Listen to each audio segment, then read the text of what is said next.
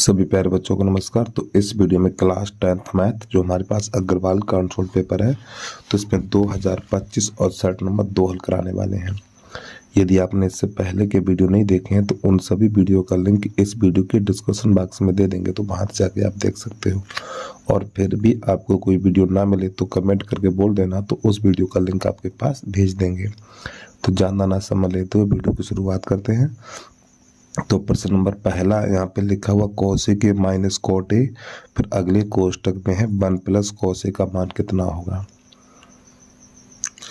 तो प्यारे बच्चों, जो हमारा कौशिक होता है, कौशिक को लिखेंगे 1 बटा साइन, और कॉट को लिखेंगे कॉस ए बटा साइन। 1 प्लस कॉस, इसको ऐसे छोड़ देना, ठीक है। कौशिक होता है 1 बटा साइन और कॉट होता है हमारा कॉस बटा साइन। अब इसके हर समान है, तो जब हर समान है तो अंश को इसी प्रकार लिख लो आप, 1 माइनस कॉस ए और बटा साइन ए। अब इसके बाद 1 प्लस कॉस ए। तो प्यारे बच्चों, अंश का गुणा अंश में करेंगे तो आपको एक बार प्लस और एक बार माइनस मिलेगा। तो जब एक बार प्लस एक बार माइनस मिल जाए तो हमारा सूत्र बनता है ए स्क्वायर माइनस बी स्क्वायर। तो यहाँ पर माइनस वाली संख्या लिख लो पहले, यानी ए स्क्वायर, एक बार प्लस और एक बार माइनस है तो ए स्क्वायर माइनस बी स्क्वायर, और एक पे घात 2 लगाएंगे नहीं क्योंकि उसका मान एक ही रहेगा, और बटा साइन ए। अब 1 माइनस कॉस स्क्वायर है, साइन स्क्वायर बन जाएगा, और बटा साइन ए। इस साइन से एक साइन कट जाएगा और साइन ए बचा हुआ हमारा, तो इसका विकल्प नंबर डी वाला सही हो जाएगा हमारा।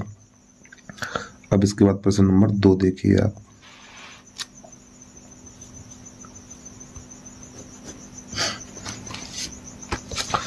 प्रश्न नंबर 2 है, किसी पासे को एक बार फेंका जाता है तो एक विषम संख्या आने की प्रायिकता होगी। तो प्यारे बच्चों, पासे पर 1 से लेकर 6 तक अंक अंकित होते हैं, ठीक है। तो पहले कुल परिणाम लिखना हमें।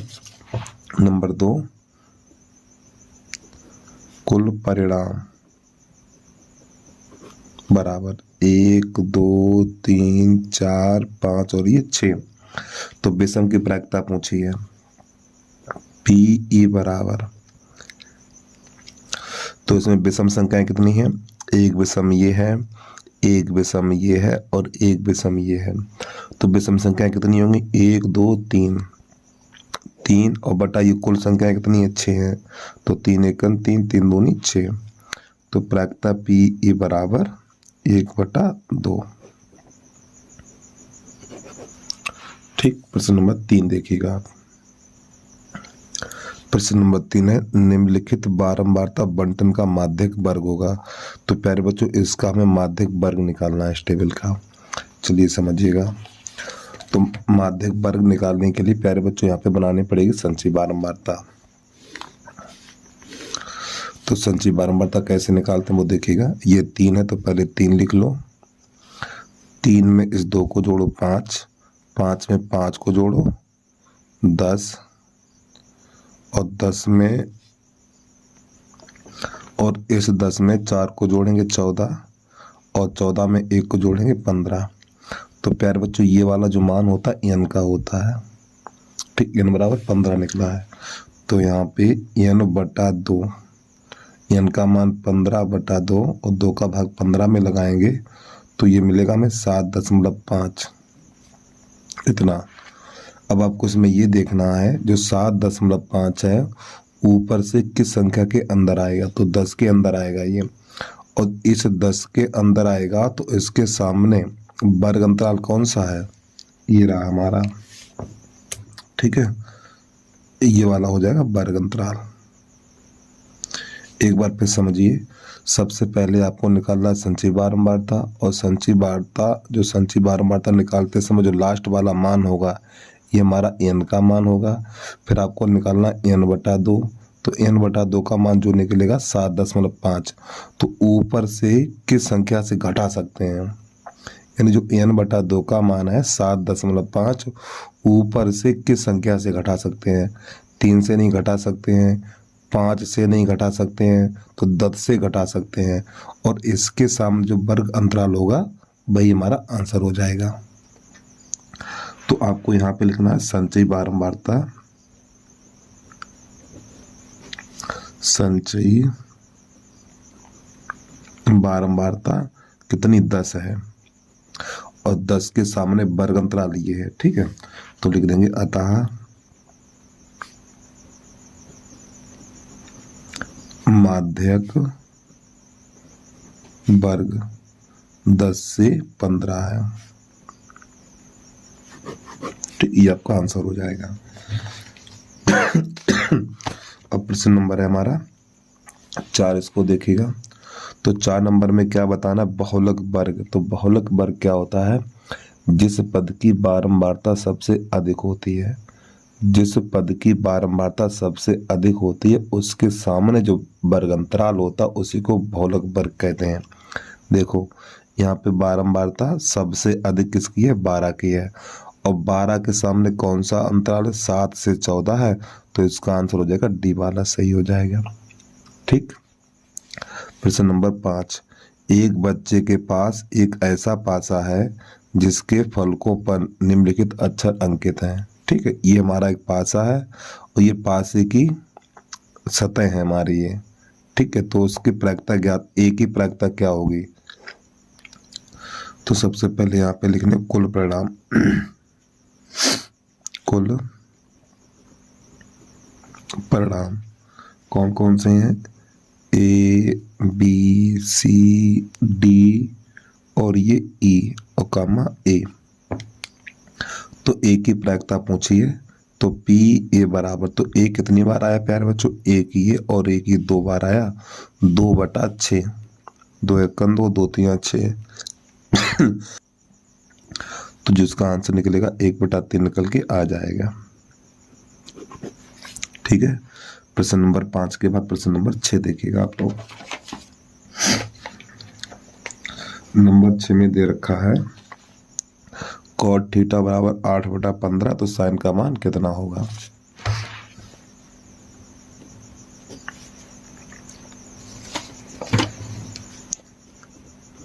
cot थीटा बराबर है 8/15। तो प्यारे बच्चों cot हमारा होता है आधार बटा लंब। आधार 8 है और लंब 15 है, तो कर्ण निकालनी है। तो कर्ण का वर्ग आधार का वर्ग प्लस लंब का वर्ग। तो कर्ण का वर्ग, आधार हमारा 8 है तो यहाँ पे 64 कर दो, लंब 15 है तो 15 का वर्ग 225 कर दो।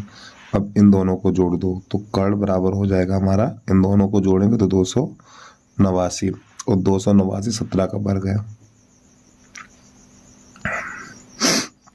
तो 17 पे घात दो, घात से घात कट जाएगी, कर्ण का मान 17 निकल के आ जाएगा। और हमसे यहाँ पे साइन का मान पूछा है, तो साइन होता है लंब बटा कर्ण। तो प्यारे बच्चों लंब कितना है, 15 है, और कर्ण कितना है, 17 है। यही आपका आंसर आ गया साइन थीटा का मान। और जहाँ पे आपको दिख जाए उसी पे टिक लगा लीजिए। ठीक, प्रश्न नंबर 6 के बाद 7 नंबर देखिएगा आप। 7 नंबर में लिखा हुआ कौशिक 60 का मान कितना है, कौशिक 60 का मान। तो प्यारे बच्चों कौशिक 60 का मान हो जाएगा 2/√3, तो इसका ए वाला सही हो जाएगा। 8 नंबर देखिए का मान कितना होगा।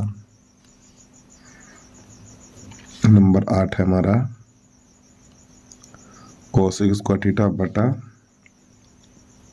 सेक स्क्वायर थीटा का मान कितना होगा। तो प्यारे बच्चों यहाँ पर भी घात 2 है और यहाँ पर भी घात 2 है, तो इसको हम लिख सकते हैं कौशिक थीटा बटा सेक थीटा का होल वर्ग, इस प्रकार। तो प्यारे बच्चों जो कौशिक होता है ना हमारा, कौशिक 1/sin होता है और सेक 1/cos होता है। ये जाएगा यहाँ और ये आएगा यहाँ, और घात 2 तो चली रही है, तो हो जाएगा cos थीटा बटा sin थीटा का होल वर्ग। अब इसके बाद यहाँ पर कॉस बटा साइन कॉट होता है, तो कॉट और घात दो दो लगा दो, स्क्वायर हो गया। और जहाँ पर विकल्प मिल जाए वहीं पे आप टिक लगा दीजिए। तो इसका विकल्प हमारा हो जाएगा डी वाला सही हो जाएगा। अब प्रश्न नंबर है हमारा 9, इसको देखिएगा।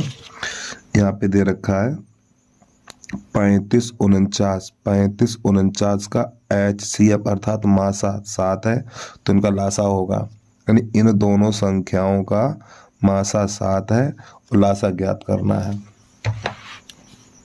9। तो प्यारे बच्चों जो हमारी संख्याएं दे रखी हैं यहाँ पर 35, 49, तो एक सूत्र होता हमारा लासा गुणा मासा बराबर पहली संख्या गुणा दूसरी संख्या।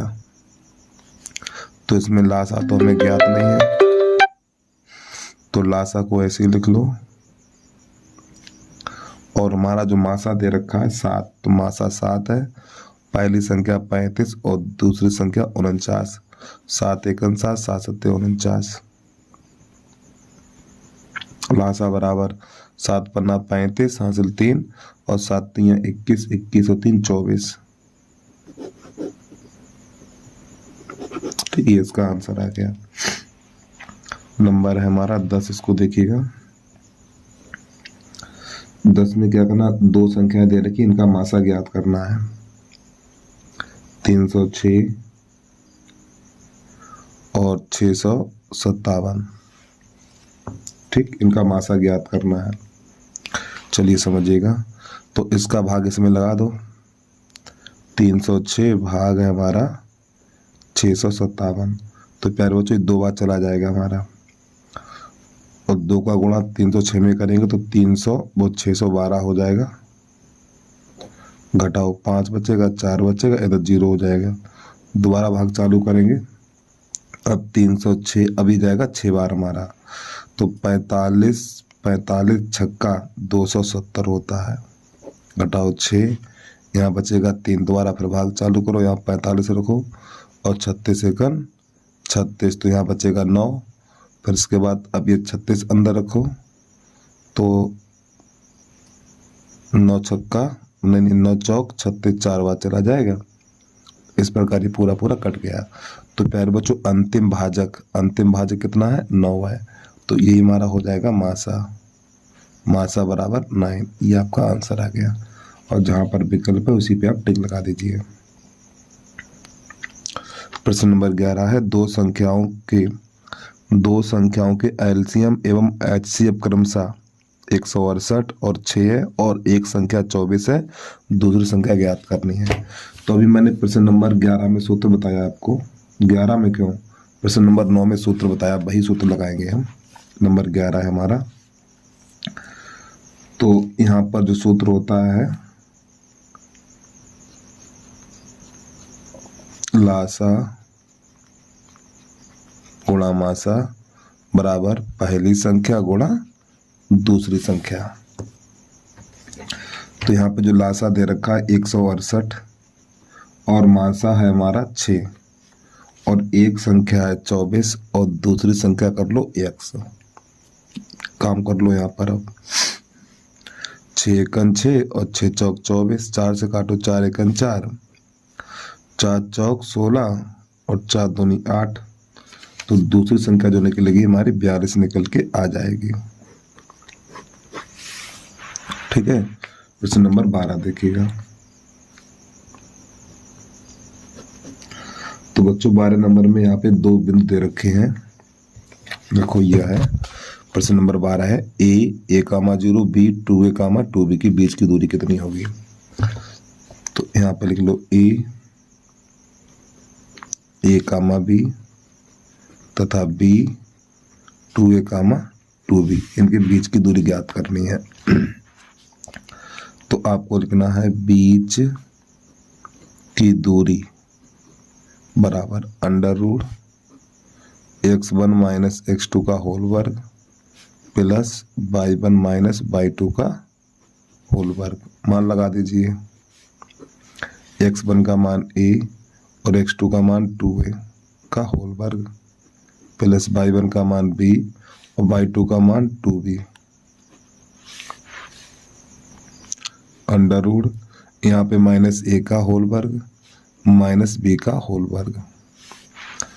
तो प्यारे बच्चों माइनस संख्या का वर्ग हमेशा प्लस होता, ध्यान रखिएगा। तो ये a स्क्वायर और प्लस b स्क्वायर, ये आपका आंसर आएगा और पीछे लिख देना है मात्रक। ठीक है, प्रश्न नंबर 12 देखिएगा। 13 नंबर 13 क्या कह रहा है?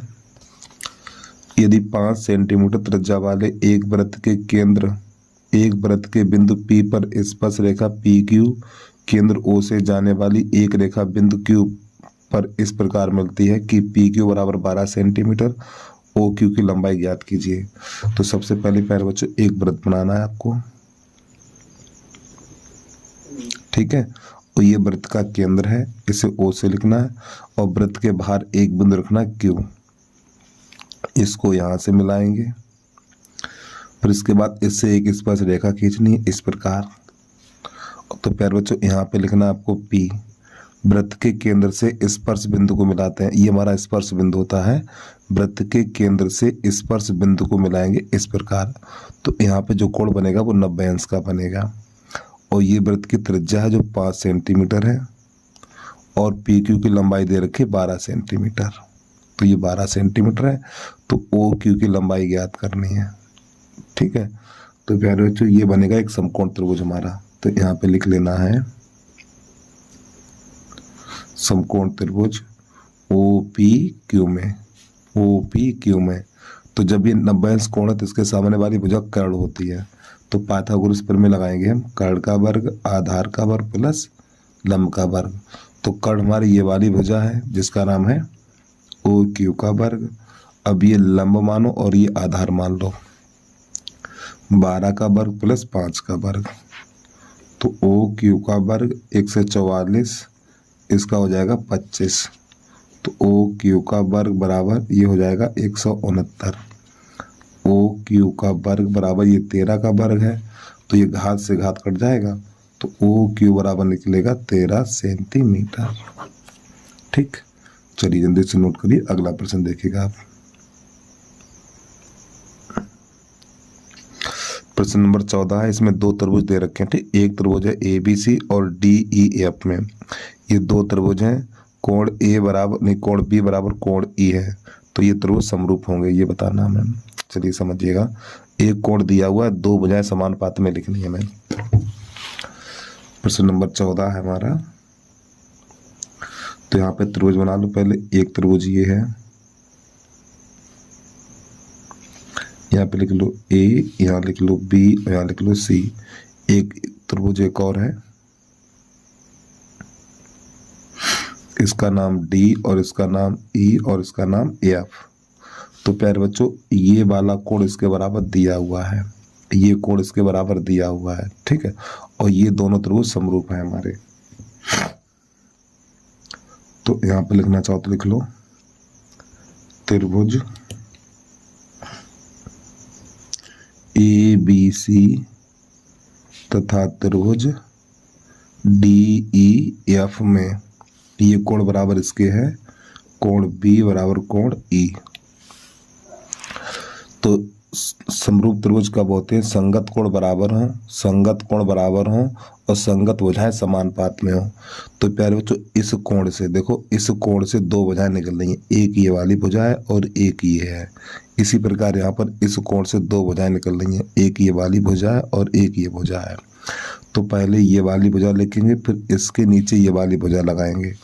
तो यहाँ पे लिखना आपको AD बटा नहीं AB बटा DE बराबर फिर BC बटा EF, BC बटा EF। ठीक है, EF कर लो। तो त्रिभुज समरूप तभी होते हैं संगत कोण बराबर और संगत भुजाएं समान पात में तो दोनों त्रिभुज समरूप हो जाते हैं। तो आपको ढाई लाइन से लिख देना, अतः त्रिभुज ए बी सी और समरूप त्रिभुज डी ई एफ किसके आधार पे, एस ए एस के आधार पे। तो इसका ये वाला विकल्प कहाँ पर है देख लीजिए, उसी पे टिक कर दीजिए आप। तो कहाँ पर, ए बी बटा डी ई, इसका बी वाला सही हो जाएगा। ठीक, ये वाला ए बी बटा डी ई और बी सी बटा ई एफ। ठीक, हाँ ये वाला हो जाएगा, बी वाला सही हो जाएगा। नंबर 15 देखिएगा।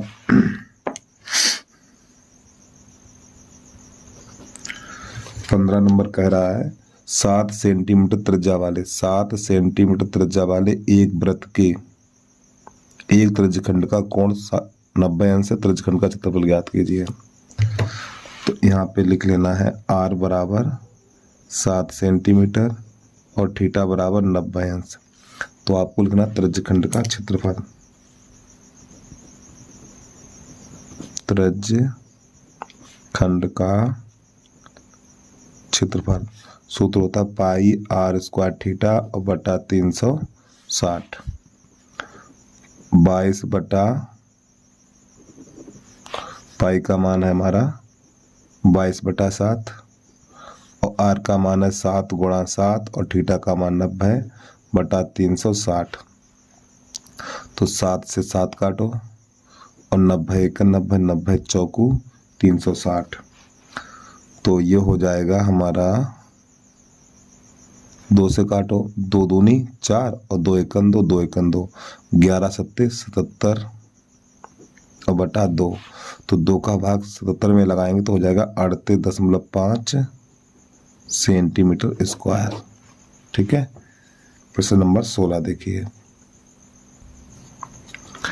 एक खिलौना 4 सेंटीमीटर त्रिज्या वाले एक शंकु के आकार का है जो उसी त्रिज्या वाले एक अर्धगोले पर अध्यारोपित है। यदि शंकु की तिर्यक ऊंचाई 12 सेंटीमीटर है तो खिलौने का संपूर्ण पृष्ठ ज्ञात कीजिए। नंबर 16 लिख लें यहाँ पर। तो इसका जो निचला भाग है अर्धगोला है, ठीक है ये, और इस अर्धगोले के ऊपर एक शंकु अध्यारोपित है इस प्रकार। तो इसकी जो तिरछी ऊंचाई है एल बराबर है हमारा 12 सेंटीमीटर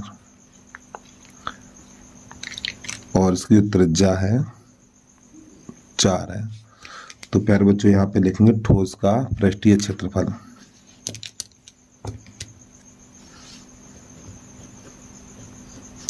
ठोस का पृष्ठीय क्षेत्रफल।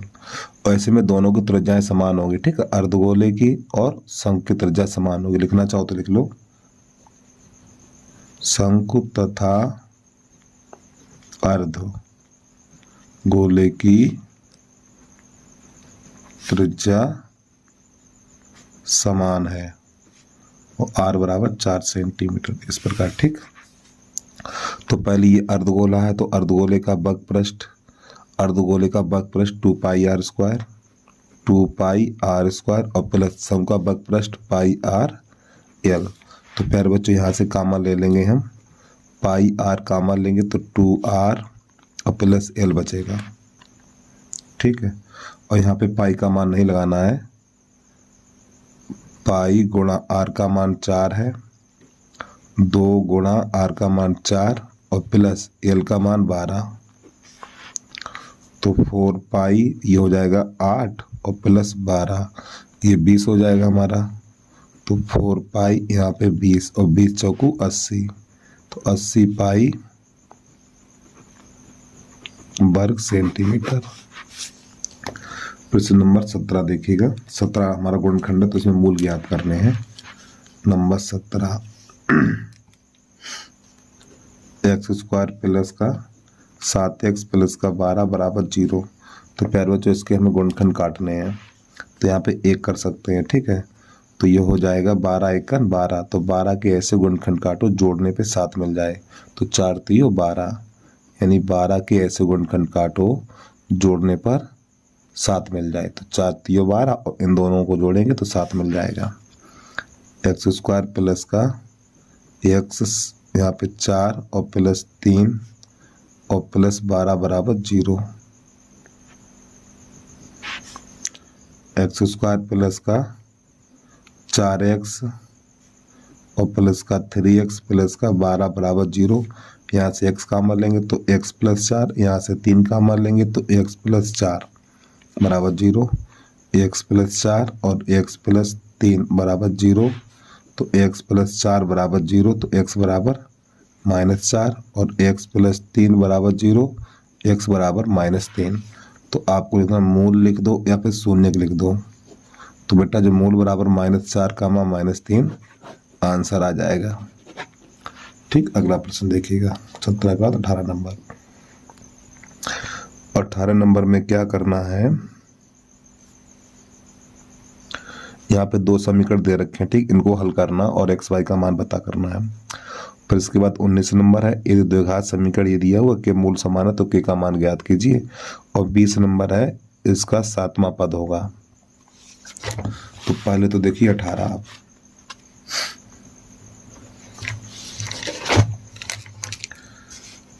x प्लस वाई बराबर 14 और x माइनस वाई बराबर है हमारा 2। ये समीकरण नंबर 1, ये समीकरण नंबर दूसरा। तो यहाँ पे दोनों काट दो, तो x 2x बराबर हो जाएगा हमारा 16 और 2 1 2 2 8 16, तो x बराबर 8। एक में रखने पर तो x बराबर 8 है, तो यहाँ पे लगा दो आराम से। तो 8 प्लस वाई बराबर 14, 8 को उधर भेज दो, तो y बराबर 14 माइनस 8 और y बराबर 6। तो जो y बराबर 6 निकला है और x बराबर 8 निकला, और यही आ गया प्रश्न का आंसर। प्रश्न नंबर 19 नंबर है यहाँ पे के एक्स स्क्वायर प्लस का 2 अंडर 6x और प्लस का 3 बराबर 0। तो सबसे पहले प्यारे बच्चों ए बी सी के मान छाटेंगे। तो ये ए का मान है हमारा, ये ए का मान और ये बी का मान और ये सी का मान। तो ए बराबर लिख लो के और बी बराबर 2 अंडर 6 और सी बराबर 3। तो जब मूल समान होते हैं तो प्यारे बच्चों मूल समान होंगे तो हमें सूत्र लगाना पड़ेगा बी स्क्वायर माइनस 4ac बराबर 0। जब मूल समान है तब। तो बी का मान 2 अंडर 6 का वर्ग माइनस 4, ए का मान के और सी का मान 3 बराबर 0। तो ये 2 दूनी 4। जब इस प्रकार की संख्या का वर्ग ज्ञात करना है, जो अंडर के बाहर है उसका वर्ग कर दो, 2 दूनी 4 और 4 छंग 24। पहले इसका वर्ग 4 और 4 का गुणा 6 में 24, 24 माइनस 4 तो 12 के और बराबर 0। 12 के को उधर भेज दो, तो 24 बराबर 12 के और 12 दूनी 24, तो के बराबर 2 निकल के आ जाएगा।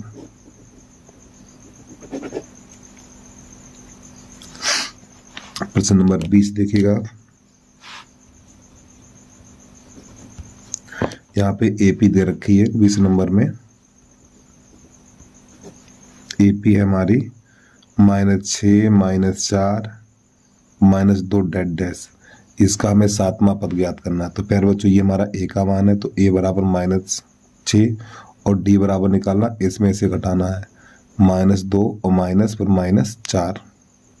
देखो डी का मान पहले ये लिखेंगे, फिर माइनस का चिन्ह लगाएंगे, फिर ये वाला घटा देंगे। तो डी बराबर -2 माइनस माइनस प्लस 4, तो डी बराबर निकलेगा 2। तो हमें इसका 7वां पद निकालना है।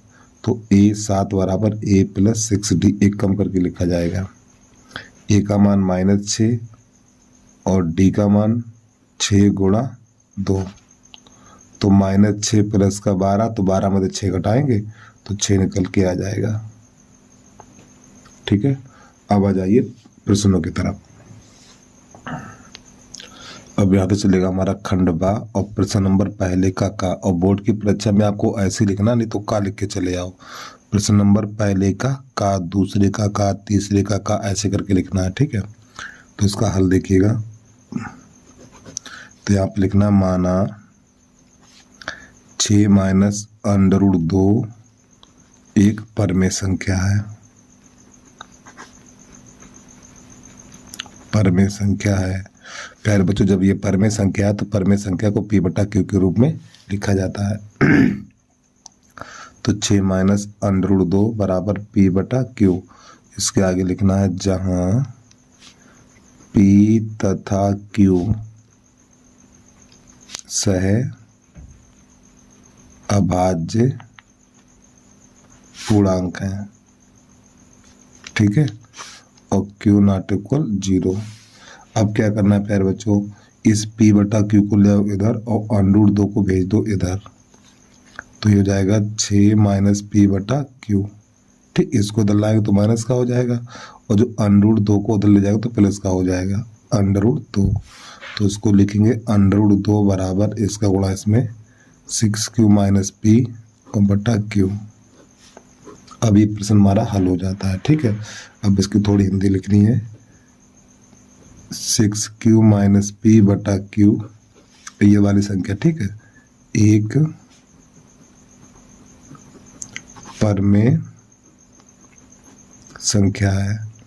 प्यारे बच्चों जब ये परमेय संख्या तो ये भी परमेय संख्या होगी, अतः √2 भी एक परमेय संख्या है। ठीक है, लेकिन विरोधाभास के कारण, लेकिन विरोधाभास के कारण √2 एक अपरमेय संख्या है।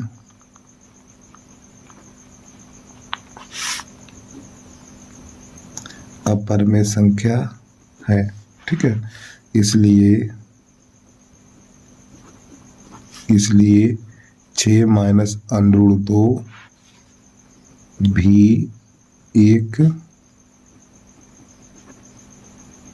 अपरमेय संख्या। तो इसमें बेटा आपको इतनी हिंदी याद करनी है। ठीक है, तो प्रश्न हमारा कंप्लीट हो जाता है। अब आ जाइए प्रश्न नंबर खा। पहले का खा देखिएगा तो बहुत अच्छे तरीके से पहले का खा लिखना, जिससे कि दूर से दिखाई दे कॉपी चेक करने वाले को, आपको नहीं दूसरे बंदे को दिखना चाहिए। ठीक है, पहले का खा। चलिए पहले के खा में दे रखा है, देखो, x अक्ष पर उस बिंदु के निर्देशांक ज्ञात कीजिए 2, -5 और -2, 9 से समदूरस्थ है। तो प्यारे बच्चों x अक्ष, तो x अक्ष के निर्देशांक होते हैं x, 0। तो सबसे पहले एक रेखा खंड बनाना में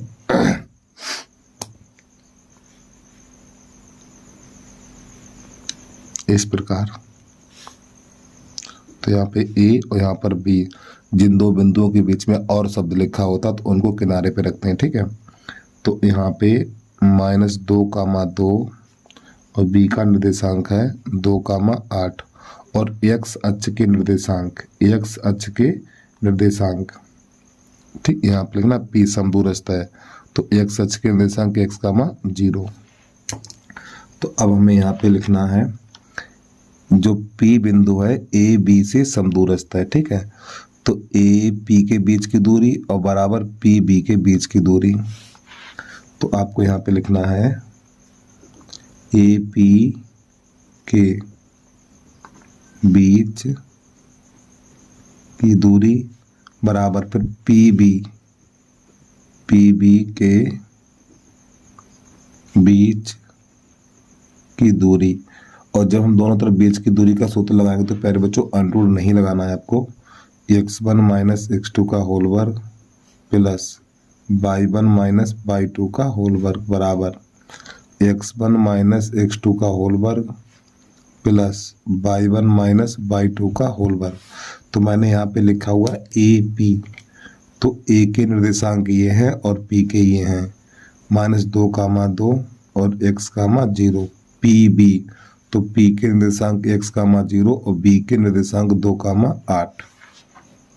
ठीक, लो मैंने कर दी गलती निर्देशांकों में। तो प्यारे बच्चों ये कौन सा देख लिया मैंने यार, मैंने गमला के निर्देशांक देख लिए हैं। तो इसके निर्देशांक हैं 2, -5 है, माफी चाहता हूँ यार। तो यहाँ पे 2, 5 लिखिए, 2 कामा -5, इधर -2 कामा 9। थोड़ा सही कर लीजिए आप लोग। अब यहाँ पे 2 कामा 5, फिर इसके बाद यहाँ पर -2 कामा 9 रखना है आपको। ठीक प्यारे बच्चों, माफी चाहता हूँ भाई। चलिए समझिए, इसको हल कर लीजिए अब। तो मान लगाइए। तो देखो x1 का मान 2 है तो 2 लगाइए, x2 का मान x है तो x का होल वर्ग प्लस y1 का मान 5 और y2 का मान 0। तो यहाँ पे 0 लिखो या मत लिखो, कोई दिक्कत नहीं उससे। x1 का मान x, x2 का मान -2 है तो प्लस का 2 हो जाएगा, प्लस y1 का मान 0 और y2 का मान 9 है। तो यहाँ पर a माइनस बी का होल वर्ग, तो a square plus b square minus 2a और ये b, ये 5 25। यहाँ पे a प्लस बी का होल वर्ग, तो a square plus b square plus 2a और ये b, और ये प्लस 81 बन जाएगा हमारा। तो प्यारे बच्चों यहाँ पे एक्स स्क्वायर से एक्स स्क्वायर कटेगा, 2 पे घात 2 से 2 पे घात 2 कट जाएगा। तो यहाँ पर बचेगा हमारा 4x माइनस का और प्लस का 25 बराबर, यहाँ पे 4x होगा और प्लस का 81। इस 4x को दल लाओ, 25 को दल ले जाओ, माइनस का 4x माइनस का 4x 81 माइनस 25, तो ये हो जाएगा माइनस का 8x और बराबर इधर बचेगा 56।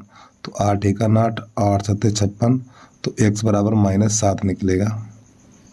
ठीक है। अब आपको नई लाइन से लिखना x अक्ष के निर्देशांक। तो प्यारे बच्चों हमारे पास जगह नहीं है तो हम इतने में ही काम करेंगे, लेकिन आप लोग इसके नीचे लिखना है, यहाँ पे लिखना x अक्ष के निर्देशांक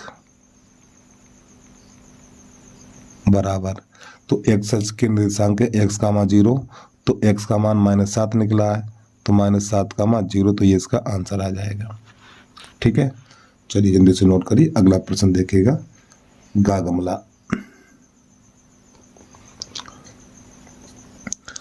तो पहले का गा है, बिंदु इतने इतने को जोड़ने वाले रेखाखंड AB को 4 बराबर भागों में विभाजित करने वाले बिंदुओं के निर्देशांक ज्ञात करिए। तो सबसे पहले बनाना एक रेखाखंड, पहले लिखो नंबर, पहली का गा। इस प्रकार बोर्ड की परीक्षा में लिख के आना अच्छे तरीके से। ठीक, तो एक बनाना है रेखाखंड जिसका नाम देना है A और ये B। तो A B के निर्देशांक हैं -2, 2 और B के निर्देशांक हैं 2, 8। तो प्यारे बच्चों इस रेखाखंड के 4 बराबर भाग करने हैं हमें। तो पहले ये कर लो P, फिर इन दोनों के मध्य ये कर लो PQ और इन दोनों के मध्य कर लो R। तो प्यारे बच्चों जो P हमारा बिंदु है ना, P A और B के मध्य में है, तो यहाँ पर लिखेंगे हम AB का मध्य बिंदु, AB का मध्य बिंदु P के निर्देशांक। तो प्यारे बच्चों मध्य बिंदु के निर्देशांक होते हैं x1 + x2/2 कामा y1 y2/2। ये हमारे मध्य बिंदु के निर्देशांक का सूत्र है। तो मैंने यहाँ पे AB लिखा है, तो A के निर्देशांक -2, 2 और B के निर्देशांक 2, 8। तो ये वाले मान हमें यहाँ पर लगा देने हैं। तो बराबर के नीचे बराबर का चिन्ह, x1 का मान -2 और x2 का मान 2 और /2, y1 का मान 2 और y2 का मान 8/2। तो प्यारे बच्चों ये तो इससे कट जाएगा, तो कटने पे तो 0 हो जाएगा, क्योंकि 2 का भाग 0 में लगाएं तो 0 होगा। अब इन दोनों को जोड़ेंगे 10 और 10 में 2 का भाग लगाएंगे 5। तो एक तो आंसर ये निकला हमारा। तो यहाँ पे लिखना चाहो तो आप लिख दो 0,5। ठीक है। अब हमें क्या करना है, AP का मध्य बिंदु, AP का मध्य बिंदु Q के निर्देशांक। प्यारे बच्चों जो हमारी 4 दूरी है ना, 1 2 3 4, चारों दूरी समान है ये। ठीक है, तो AP का मध्य बिंदु Q के निर्देशांक। तो आपको यहाँ पे लिखना है ए पी का मध्य बिंदु, ए पी का मध्य बिंदु क्यू के निर्देशांक। तो सूत्र है हमारा x1 प्लस x2 बटा 2 कामा y1 प्लस y2 बटा 2, ये मध्य बिंदु के निर्देशांक का सूत्र है। तो देखो मैंने यहाँ पे ए पी लिखा हुआ, तो ए के निर्देशांक -2 कामा 2 और पी का निर्देशांक है, पी का निर्देशांक जो अभी निकाला है 0 कामा 5। अब ये दोनों बिंदु यहाँ पे आपको लगाने हैं। तो देखो x1 का मान -2 और x2 का मान 0 बटा 2, y1 का मान y2 का मान 2 प्लस 5 बटा 2। तो प्यारे बच्चों यहाँ पे -2 बचेगा, तो -2 में 2 का भाग लगाएंगे तो एक बार जाएगा, -1 कामा 5 7 हो जाएगा, ये 7 बटा 2।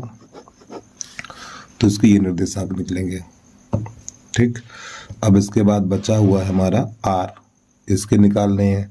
तो पी बी का मध्य बिंदु r के निर्देशांक,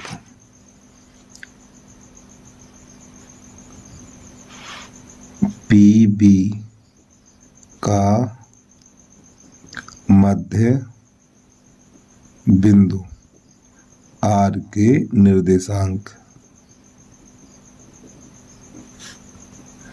तो x1 प्लस x2 बटा 2 कामा y1 y2 बटा 2।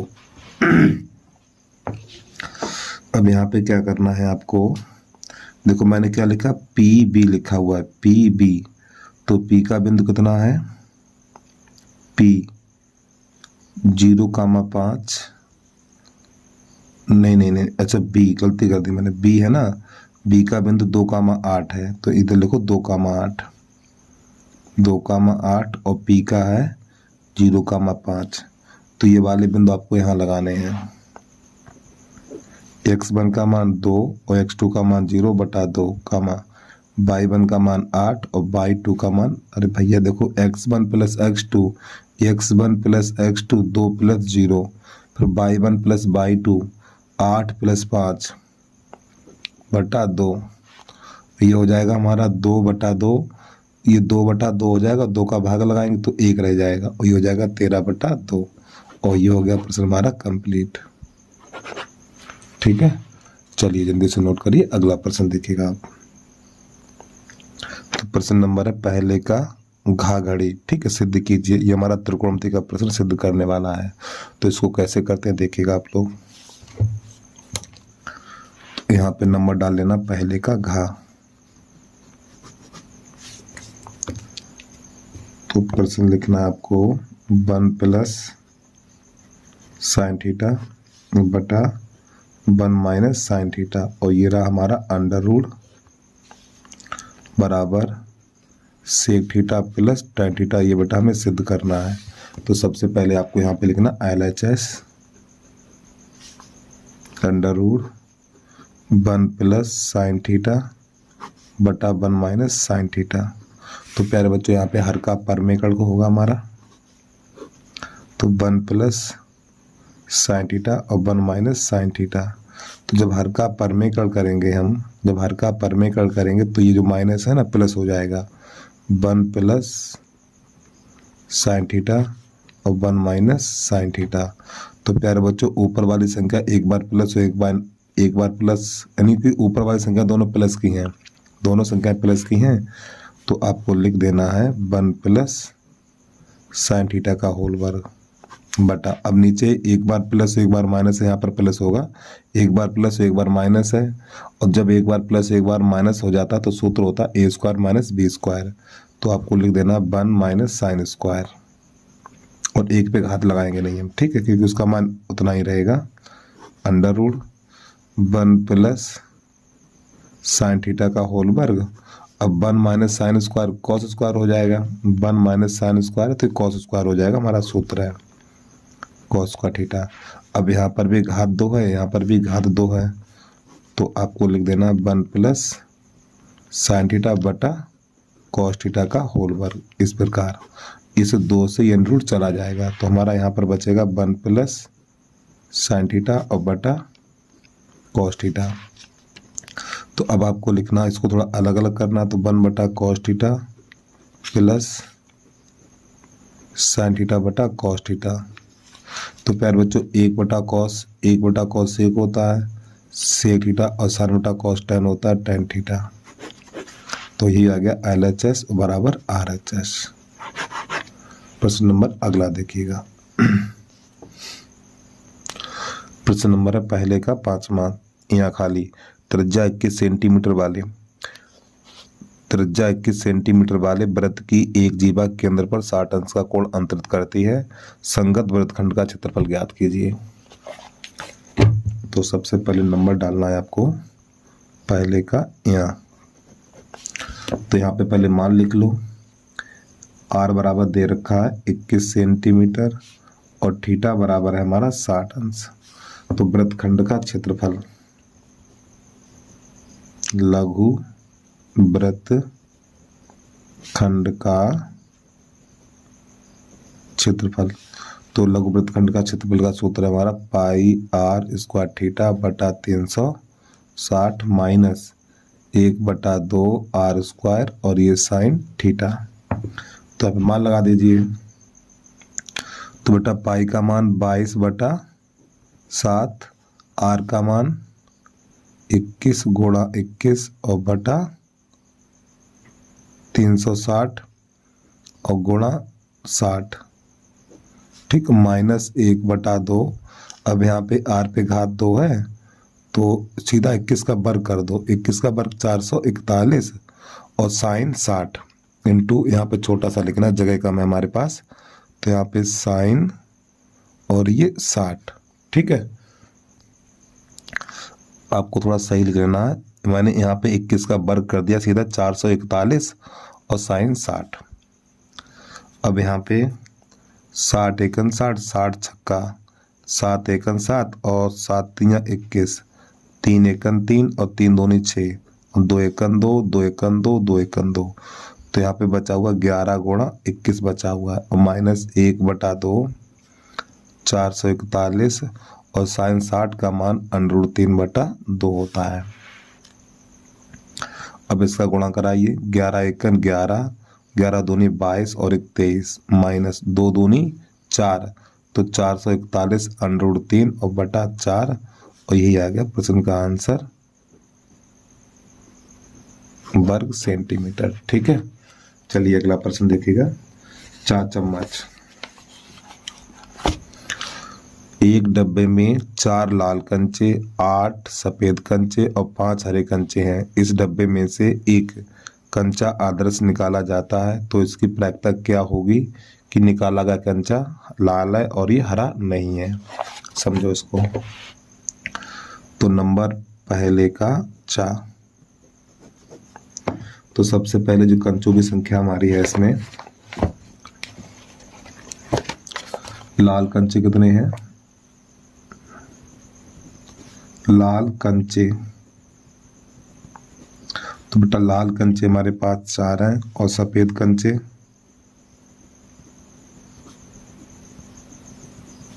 सफेद कंचे हैं 8 और हरे कंचे, हरे कंचे हैं 5। अब इन सब कंचों को जोड़ेंगे तो ये बन जाएगा हमारा कुल परिणाम। कुल परिणाम बराबर कितना हो जाएगा, ये कुल परिणाम, इनको जोड़ेंगे 17 हो जाएगा कुल परिणाम। अब यहाँ पे इसका जो नंबर पहला है लाल, लाल है, तो प्यारे बच्चों आपको लिखना है P रेड। तो लाल कंचे कितने हैं, देखो 4 हैं, तो 4/17, एक आंसर ही आ गया। नंबर 2 में कह रहा है हरा नहीं है, हरा नहीं है, इसकी प्रायिकता ज्ञात करनी है। तो पहले हरे कंचे की प्रायिकता ज्ञात कर लो, P ग्रीन यानी हरा। तो हरे कंचे हैं कितने, 5 हैं, तो 5/17। तो आपने एक सूत्र देखा होगा, ये वाला थोड़ा ऊपर लिख के दिखा दूं मैं, PE प्लस पी ई के ऊपर बार लगा दो बराबर 1। तो ये होता है, ये होने की प्रायिकता, ये ना होने की प्रायिकता बराबर 1। होने की प्रायिकता ना होने की प्रायिकता का योग 1 होता है। तो यहाँ पे यही सूत्र लगाएंगे हम। देखो P green plus P green ऊपर बार और बराबर 1, ये हमारी होने की प्रायिकता होती है और ये ना होने की प्रायिकता होती है। तो इसका मान कितना है, इसका मान 5/17। तो 5/17 और प्लस इसका मान हमें ज्ञात नहीं है और बराबर 1। 5/17 को उधर भेज दो, बराबर 1 माइनस 5/17। अब यहाँ पे 17 एकन 17, 17 एकन 17 और 17 में से 5 घट जाएगा तो 14/17 बचेगा। यही आपका आ गया आंसर। क्या कर दिया हमने, 17 एकन 17 और 17 में से 5 जाएगा तो 12 बचेगा। ठीक, 12/17 होगा, सही कर लो थोड़ा आप, 12/17। प्रश्न नंबर अगला देखिएगा आप। प्रश्न नंबर दूसरे का क्या है हमारा, दो संकेंद्रीय वृत्तों की त्रिज्याएं 7.5 सेंटीमीटर और 4.5 सेंटीमीटर हैं। बड़े वृत्त की उस जीवा की लंबाई ज्ञात कीजिए जो छोटे वृत्त को स्पर्श करती है। चलिए समझिएगा इसको। तो पहले प्रकार में कुछ आपको दूरी भर लेनी है। तो एक वृत्त ये खींचेंगे आप, ठीक प्रकार से भर खींचना है आपको। अब ये वृत्त का केंद्र है, अब प्रकार में कुछ दूरी बढ़ा लेंगे तो इसी केंद्र से एक दूसरा वृत्त खींचेंगे इस प्रकार। ठीक है, तो प्यारे बच्चों यहां से अब एक बड़े वृत्त की जीवा लेंगे, यानी बड़े वृत्त की एक ऐसी जीवा लेनी है जो छोटे वृत्त को स्पर्श करे। ठीक है, देखो यहाँ से ऐसे करके जीवा खींचनी है जो छोटे वृत्त को स्पर्श करते हुए निकले इस प्रकार। तो प्यारे बच्चों ये हमारा स्पर्श बिंदु है। क्या है, स्पर्श बिंदु है। वो आपको तो पता ही है, वृत्त के केंद्र से स्पर्श बिंदु को मिलाते हैं तो ये जो कोण बनता है बेटा हमारा 90 अंश का बनता है ये वाला। ठीक है, और जब ये 90 अंश का यहाँ पर कोण बनेगा तो जीवा दो बराबर भागों में विभाजित हो जाएगी। तो ये वाली दूरी और ये दूरी हमारी समान होगी। तो यहाँ पे ए लिख लो, यहाँ पर बी लिख लो, यहाँ लिख लो पी। ठीक, तो ये लंब बन जाएगा हमारा। यहाँ लिख लो ओ। तो इसमें लिख लो पहले ओ पी लंब ए बी है हमारा, ओ पी लंब ए बी। ठीक, और इसको आपको यहाँ से ऐसे करके मिला देना है। तो ये हमारा ये छोटे वृत्त की त्रिज्या है। तो छोटे वृत्त की त्रिज्या दे रखी 4.5 और ये बड़े वृत्त की त्रिज्या है तो इसकी लंबाई है 7.5 सेंटीमीटर। तो हमें जीवा ए बी की लंबाई ज्ञात करनी है। ठीक, ए बी की लंबाई ज्ञात करनी है। तो यहाँ पे लिखेंगे समकोण त्रिभुज ए पी ओ में पाइथागोरस प्रमेय लगाएंगे इसमें। ए पी ओ में थोड़ा और लिख लो, ए कोण ए पी ओ बराबर 90 अंश, यानी ये वाला कोण कितना 90 अंश है। तो पाइथागोरस प्रमेय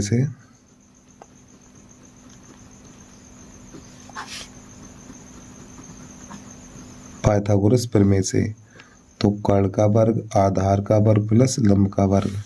तो प्यारे बच्चों ये हमारा कर्ण हो जाएगा 7.5 का वर्ग बराबर आधार, ये हमारा आधार है ए पी का वर्ग और प्लस 7.5 का वर्ग। तो प्यारे बच्चों यहाँ पे आपको एक शॉर्ट ट्रिक बता दूं मैं, लिख लो थोड़ा साइड पे आप।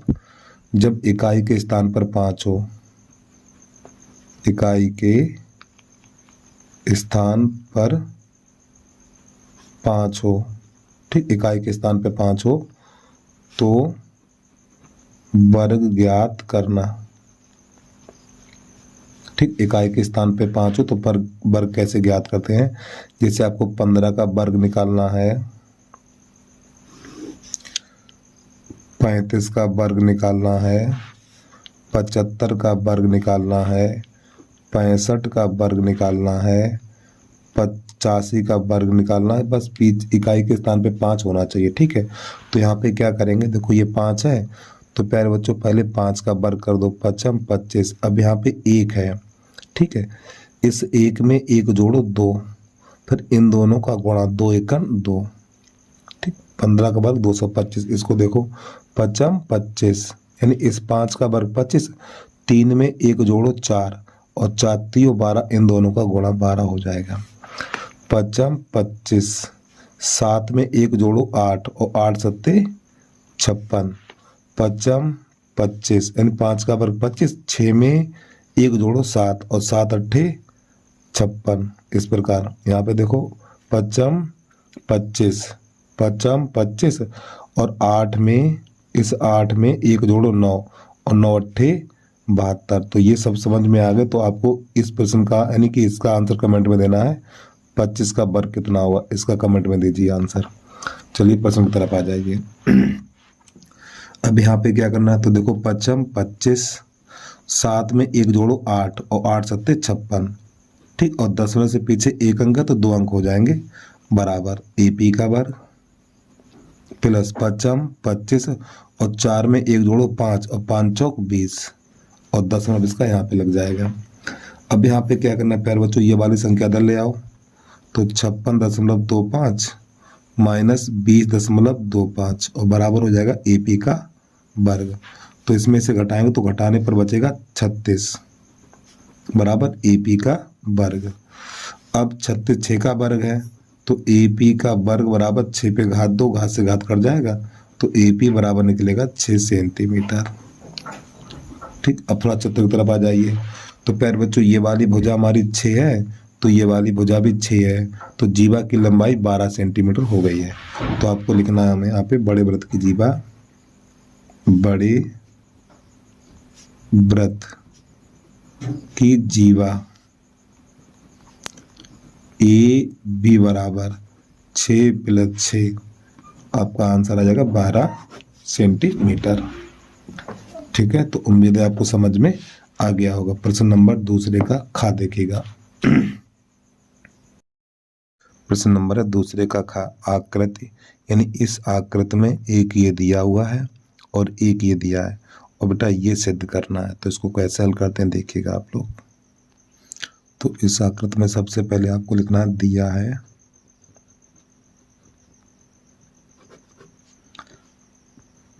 QR बटा QS बराबर QT बटा PR, ठीक है, और इसके बाद कोण 1 बराबर कोण 2, और इसको कर लेंगे समीकरण नंबर 1। फिर नई लाइन से लिखना, सिद्ध करना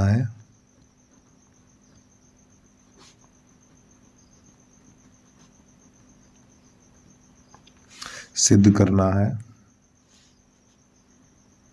त्रिभुज PQS समरूप त्रिभुज TQR, ये सिद्ध करना है। ठीक है, अब नई लाइन से लिखना, उपपत्ति। अब प्यारे बच्चों यहाँ पे क्या करना है, देखो उपपत्ति में क्या लिखेंगे, पहले ये त्रिभुज देखो, पहले ये दोनों कोण देखो कहाँ पर मिलेंगे, ये दोनों कोण किस त्रिभुज में मिलेंगे। तो देखो ये वाला त्रिभुज देखो आप, ये वाला त्रिभुज देखो,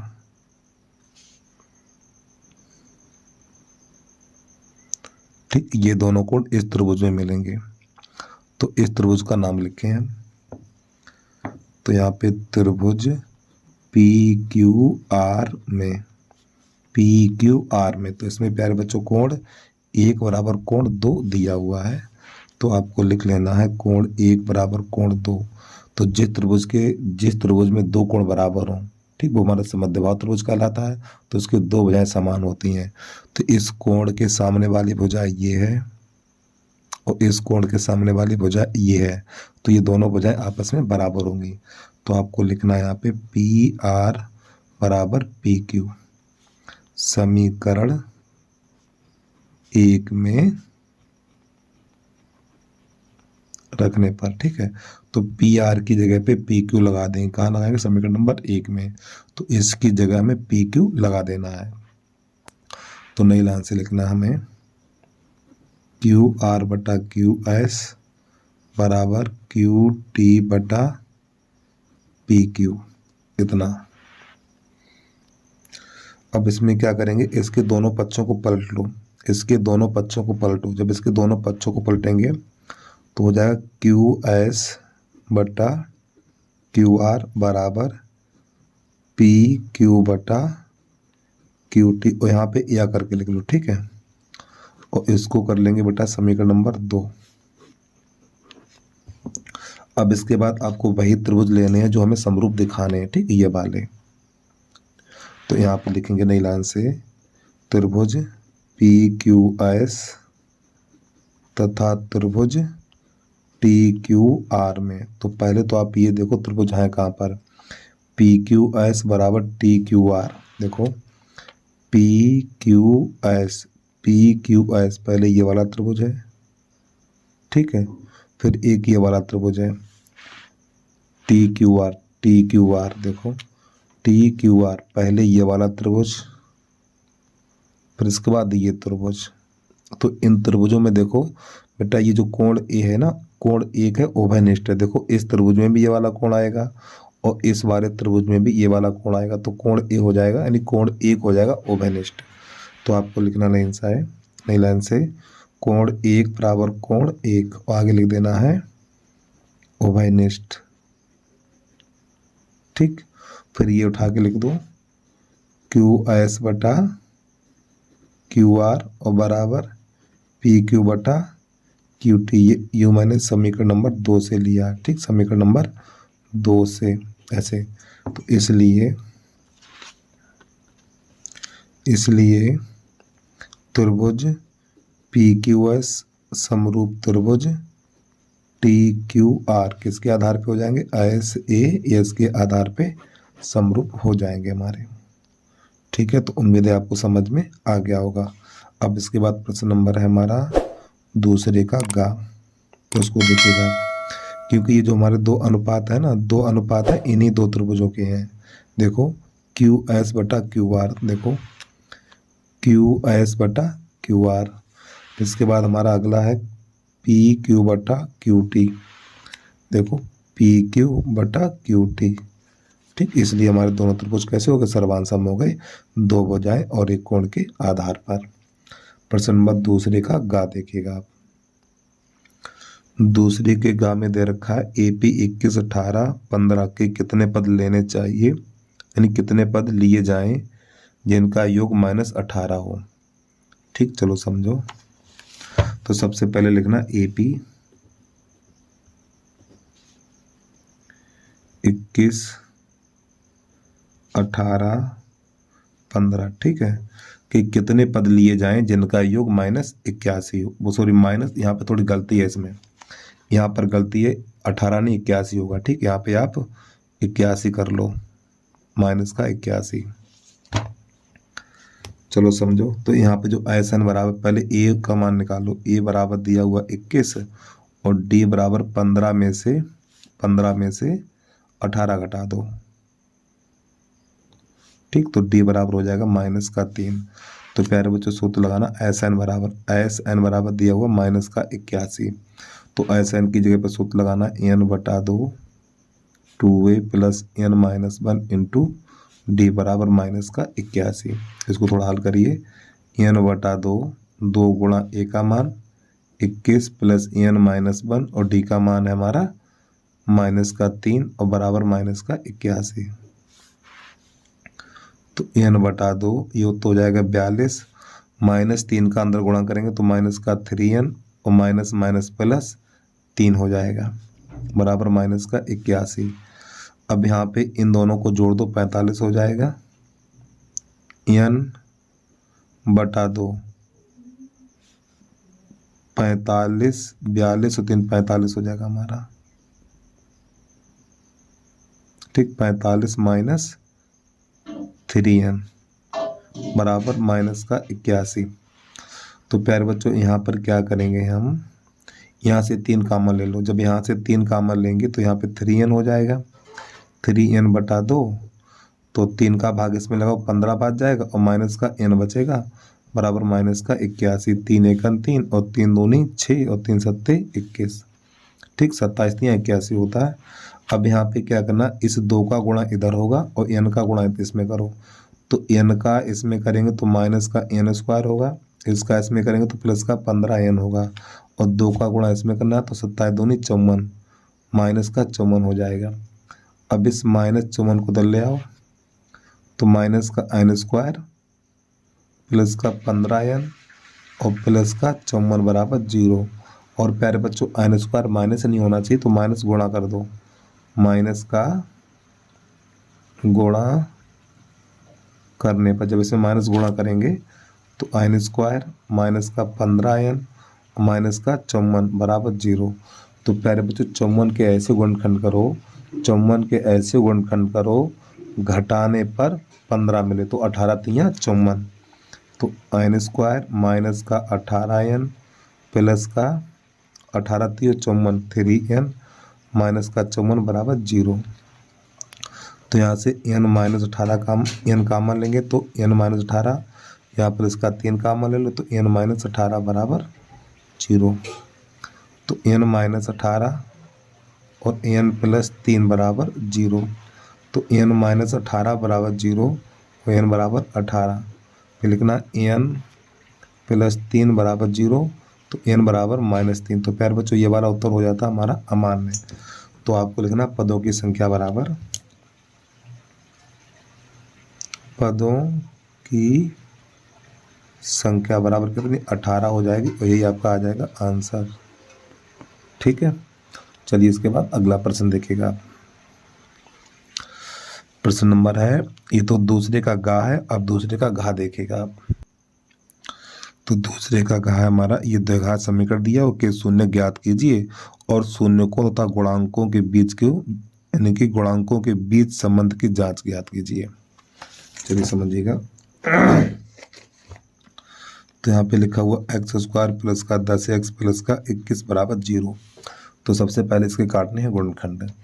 तो 21 के ऐसे गुणनखंड काटो जोड़ने पर 10 हो जाए, तो 7 तियाँ 21, तो एक्स स्क्वायर 7x 3x और प्लस का 21 बराबर 0।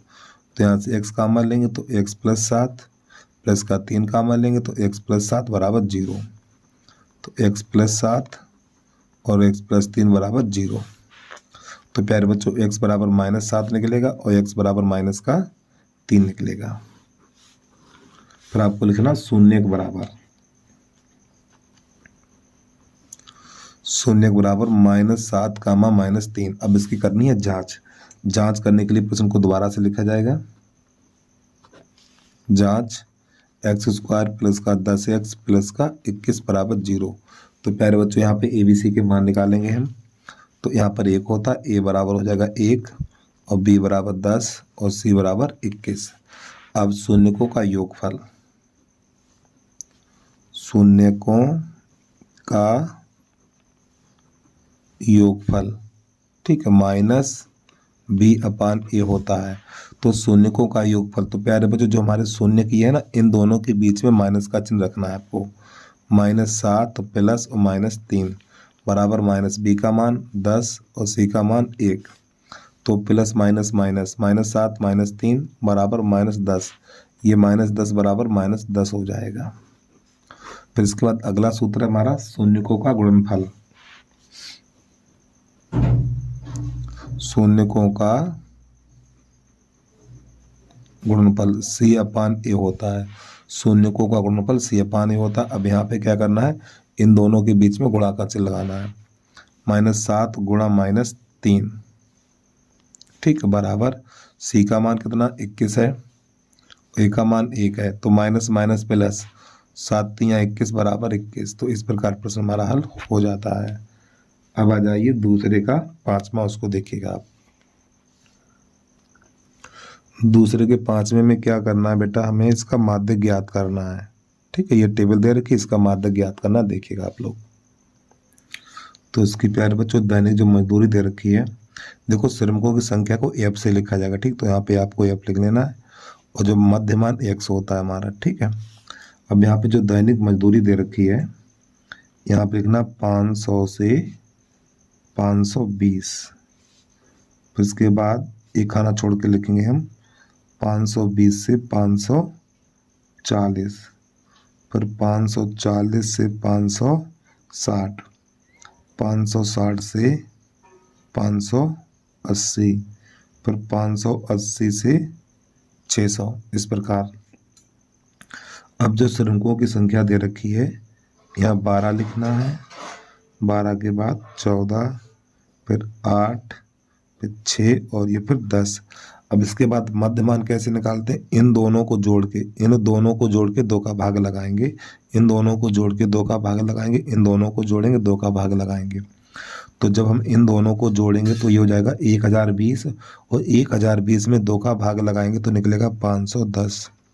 अब आप इसमें ये देखो कितने कितने का अंतर है, देखो 20-20 का अंतर है, तो इसमें 20 जोड़ दो, 510 में 20 जोड़ो 530, अब 530 में 20 जोड़ो 550, 20 जोड़ के लिखो, फिर 570, फिर 590, इस प्रकार।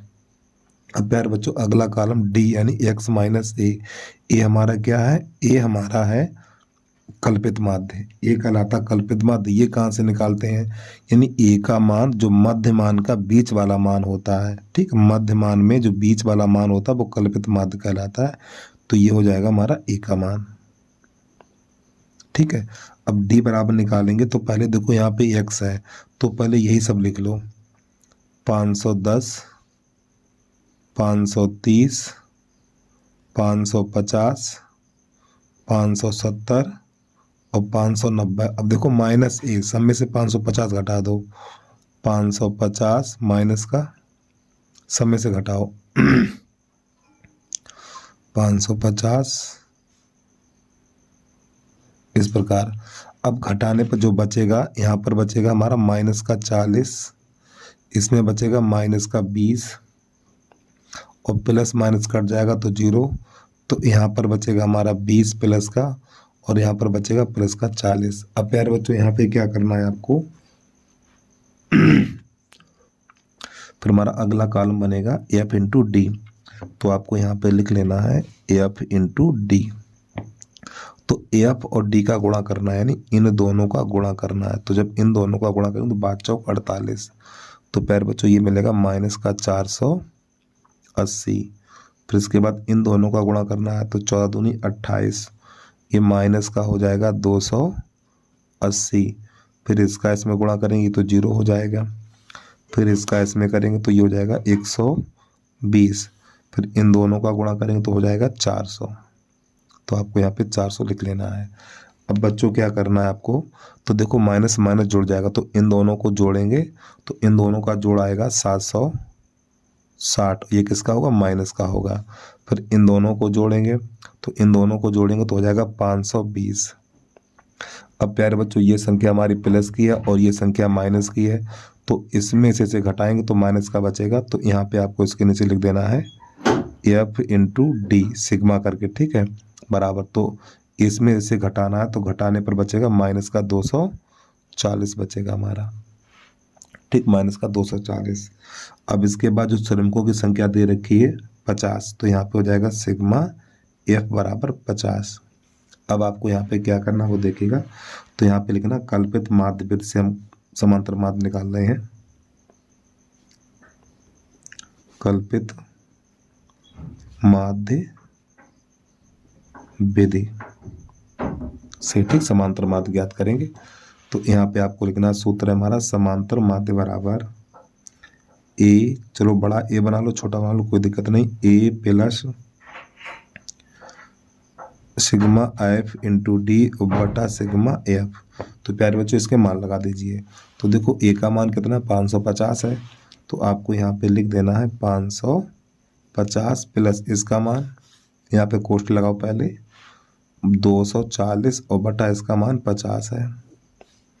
तो यहाँ पे क्या होगा, ये 0 से 0 हमारा कट जाएगा, तो 550 माइनस, ठीक, प्लस माइनस माइनस, और 5 का भाग 24 में लगाएंगे तो 4.8 बच जाएगा। अब प्यारे बच्चों इसमें से आपको घटा देना है, तो जब इसमें से घटाएंगे तो घटाने पर जो हमें प्राप्त होगा 545 और 10.2, और बेटा यही आ जाएगा प्रश्न का आंसर। तो उम्मीद है आपको समझ में आ गया होगा, ठीक है। चलिए जल्दी से नोट कर लीजिए, अगला प्रश्न समझिएगा आप लोग।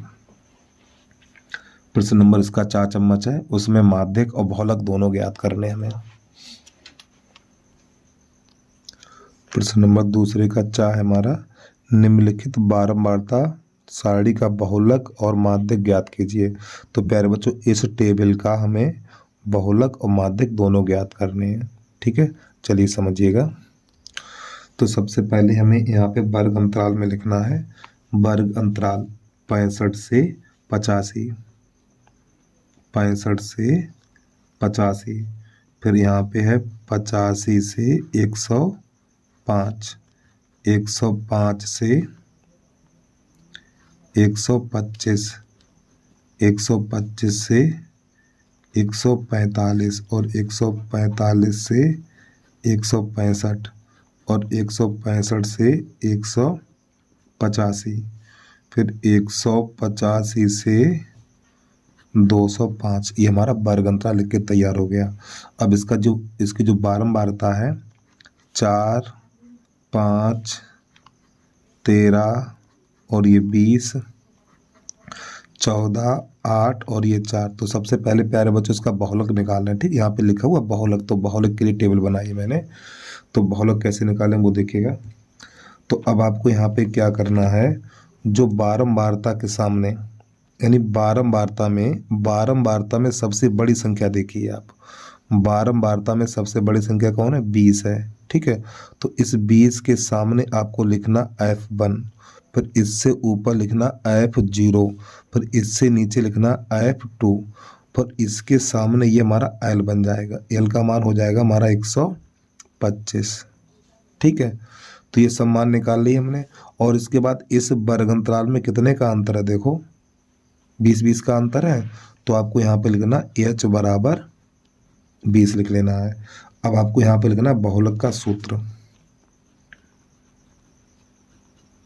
बहुलक बराबर L plus F1 minus F0 बटा 2F1 minus F0 minus F2 और इंटू रहेगा H।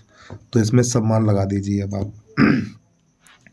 तो L का मान कितना है? 125 है, 125 प्लस F1 का मान 20 माइनस F0 का मान 13 बटा यहाँ पर 2 गुणा F1 का मान 20 माइनस F0 का मान 13 और F2 का मान 14 और H का मान कितना है? तो 20 है, तो 20 लगा दीजिए। तो प्यारे बच्चों ये तो मैंने लगा दिए सब मान। 125 प्लस, तो ये हो जाएगा हमारा ऊपर 7 बचेगा और ये 20 दूनी 40 और माइनस ये इन दोनों को जोड़ेंगे तो जोड़ने पे 27 हो जाएगा हमारा, 27 और ये रहेगा 20। तो प्यारे बच्चों 125 और प्लस इसका इसमें गुणा हो जाएगा तो हो जाएगा 140, 140 और बटा 13 हो जाएगा। तो 125 प्लस 13 का भाग 140 में लगाएंगे तो जाएगा 10.76। अब इसमें इसको जोड़ देंगे तो जोड़ने पे जो संख्या प्राप्त होगी 135.76 और यही बेटा आ जाएगा प्रश्न का आंसर हमारा। ठीक है, चलिए ये करने के बाद ये तो बहुलक निकल के आ गया। अब इसका निकालना माध्यक, तो उसके लिए हम दूसरी टेबल बनाएंगे। तो प्यारे बच्चों जब इसका माध्यक निकालेंगे तो दूसरी टेबल बनाएंगे, वर्ग अंतराल, बारंबारता, फिर अगला कॉलम बनेगा संचयी बारंबारता का। ठीक है, तो यहाँ पे इसका वर्ग अंतराल लिख लें हम, बिल्कुल सेम वही लिखना है। 65 से 85, 85 से 105, 105 से 125, 125 से 145 और 145 से 165 और 165 से 185 और 185 से 205। ठीक, अब बारंबारता जो दे रखी है आपको यहाँ पे लिखना 4, 5, 13, 20, 14 और ये 8 और ये 4। अब इसकी निकाल ली संचयी बारंबारता। तो संचयी बारंबारता कैसे निकालते हैं? पहले ये 4 लिख लो। ठीक है, इस 4 में इस 5 को जोड़ो 9, 9 में इस 13 को जोड़ो 22, 22 में इस 20 को जोड़ो 42, 42 में इस 14 को जोड़ो 56 और 56 में इस 8 को जोड़ो 64 और 64 में इस 4 को जोड़ो 68। तो प्यारे बच्चों ये वाला मान हो जाता है n का। ठीक है, तो आपको लिख लेना n बराबर 68। अब आपको क्या करना है, यहाँ से लिखना है n बटा 2, n बटा 2। ठीक, n का मान 68 बटा 2, तो इससे काटो 2 एकन 2, 2 3 6, 2 चौकू 8। तो n बटा 2 का मान जो निकला वो हमारा 34 निकल के आ गया। अब आपको क्या करना है, यहाँ पर देखो n का मान, n बटा 2 का मान 34 निकला, तो आपको ये देखना है ऊपर से 34 किस संख्या से घटा सकते हैं। ऊपर से देखना है, यहाँ संचयी बारंबारता में ऊपर से देखो 34 किस संख्या में घटा सकते हैं। 4 में से 34 नहीं घटा सकते हैं, 9 में से नहीं घटा सकते हैं, 22 में नहीं घटा सकते हैं, हाँ 42 में से 34 घटा सकते हैं। ठीक है, तो 42 में से 34 घटा सकते हैं, तो इसके सामने इसके ऊपर ये हो जाएगा हमारा CF। एक बार पे समझो, आपको ये देखना 34 निकला है, संचयी बारंबारता में ऊपर से 34 किस में से घटा सकते हैं, तो 42 में से घटा सकते हैं। तो 42 से ऊपर CF और इसके सामने ये वाला हो जाएगा हमारा L, नहीं सॉरी F, ये हो जाएगा हमारा F, और इसके सामने ये हमारा L का मान 125 लिखा हुआ। ठीक है, तो ये हो जाएगा हमारा 125। L का मान कितना 125 है। तो मान तो सब ज्ञात कर लिए, अब इसका सूत्र लगाना रह गया, बाकी सूत्र देख लीजिए इसका। तो आपको नई लाइन से लिखना माध्यक बराबर, तो यहाँ पे लिखना है आपको माध्यक बराबर। तो प्यारे बच्चों सूत्र है इसका L प्लस n बटा 2 माइनस CF और बटा F इंटू H।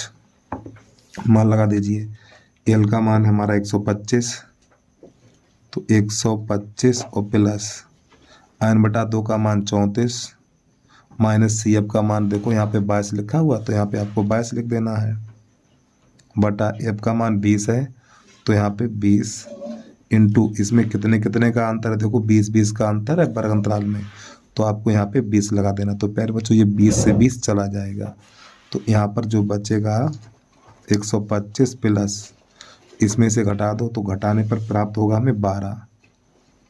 ठीक, अब इन दोनों को जोड़ दो, तो जब इन दोनों को जोड़ेंगे तो आंसर आ जाएगा 137। और यही आ गया प्रश्न का आंसर हमारा। ठीक है, अब आ जाइए प्रश्न नंबर दूसरे का चा। अब 3 नंबर चलेगा, उसको देखिएगा आप लोग। प्रश्न नंबर 3 है हमारा, 2 अंकों की एक संख्या और उसके अंकों को पलटने पर यानी उलटने पर बनी संख्या का योग 99 है। यदि संख्या के अंकों का अंतर 5 है तो संख्या ज्ञात कीजिए, ऐसी कितनी संख्याएं हैं। तो जब भी संख्या पे आधारित प्रश्न आ जाए तो आपको 3 लाइनें हमेशा याद रखनी है। नंबर पहली, तो आप लिखेंगे माना इकाई का अंक बराबर 22, दहाई का अंक बराबर x। ठीक है, फिर नई लाइन से अभीष्ट संख्या, अभीष्ट संख्या बराबर हो जाएगा 10x प्लस 22। ठीक है, 10x प्लस 22 लिखा हुआ है। अब प्रश्न कह रहा है पहले ये संख्या, फिर संख्या के अंकों को पलटने पर 10y प्लस x, पहले संख्या फिर संख्या के अंकों को पलटने पर, ठीक है, का योग बराबर 99। ये संख्या और संख्या के अंकों को पलटा गया, फिर इन दोनों का योग कितना 99 है।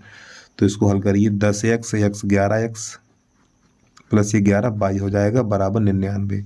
अब प्यारे बच्चों यहाँ से हमें 11 का मान ले लेना है, x प्लस 22 बराबर 99, तो 11 एकन 11 और 11 ने 99, तो x प्लस 22 बराबर 9। ये बन गया समीकरण नंबर 1। ठीक है, अब प्रश्न कह रहा है इनके अंकों का अंतर, इनके अंकों का अंतर, तो हमारे अंक यही तो x y, तो आपको x माइनस y बराबर अंकों का अंतर कितना है 5 है, तो बराबर 5, समीकरण नंबर 2 हो गया। अब इन दोनों को हल कर दीजिए, तो यहाँ पर ये 22 से 22 कट जाएगा, तो ये हो जाएगा हमारा 2x बराबर 14, 2 एकन 2, 2 सत्ते 14, तो x बराबर 7। ये वाला मान समीकरण नंबर 1 में लगा दो, 1 में रखने पर तो जो x बराबर 7 है तो 1 में लगा दो आराम से यहाँ पर। तो 7 + 9 बराबर 7 + 22, ठीक, बराबर 9। यहाँ पे लगाएंगे ना 7 + 22 बराबर 9, इस 7 को उधर भेज दो, तो 22 बराबर 9 - 7 और 22 बराबर 2, ठीक। तो नई लाइन से ना संख्या बराबर 10x + 22। तो यहाँ पर क्या करेंगे, x का मान कितना है, x का मान 7 है और + 22 का मान 2 है, तो 70 और +2 तो 72 हो जाएगा हमारा, ठीक है। तो नई लाइन से कितनी संख्याएं पूछ रहा था, तो संख्याएं 1 72। अब इसके अंक को पलट दो तो 27 बन जाएगा, बेटा यही आ जाएगा प्रश्न का आंसर हमारा, ठीक है। चलिए अगला प्रश्न देखिएगा आप, तीसरे का अथवा। एक कुटीर उद्योग एक दिन में कुछ बर्तनों का निर्माण करता है। एक विशेष दिन यह देखा गया कि प्रत्येक नग की निर्माण लागत उस दिन के निर्माण किए गए बर्तनों की संख्या के 2 गुने से 15 अधिक थी। यदि उस दिन की कुल निर्माण लागत 2250 थी तो निर्मित बर्तनों की संख्या एवं प्रत्येक नग की लागत ज्ञात कीजिए। तो सबसे पहले आपको लिखना है माना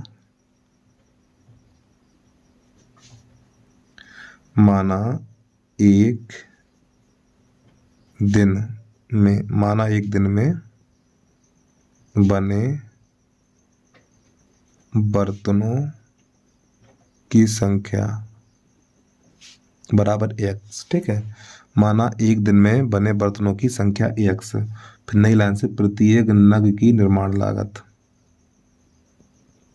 प्रत्येक नग की निर्माण लागत, ठीक, बर्तनों की संख्या से 2 गुने से 15 अधिक, ठीक। इस प्रकार ये रुपया हो गए। फिर लिखना है कुल लागत बराबर कुल लागत, जो कुल लागत दे रखी 2250 रुपया दे रखी है। तो अब हमें क्या करना, इन दोनों का गुणा करके इधर लिखना है x 2x + 15 बराबर 2250, ठीक। x का अंदर गुणा करेंगे तो जाएगा 2x² और प्लस 15x, और इसको अंदर ले आओ तो माइनस का 2250 बराबर 0।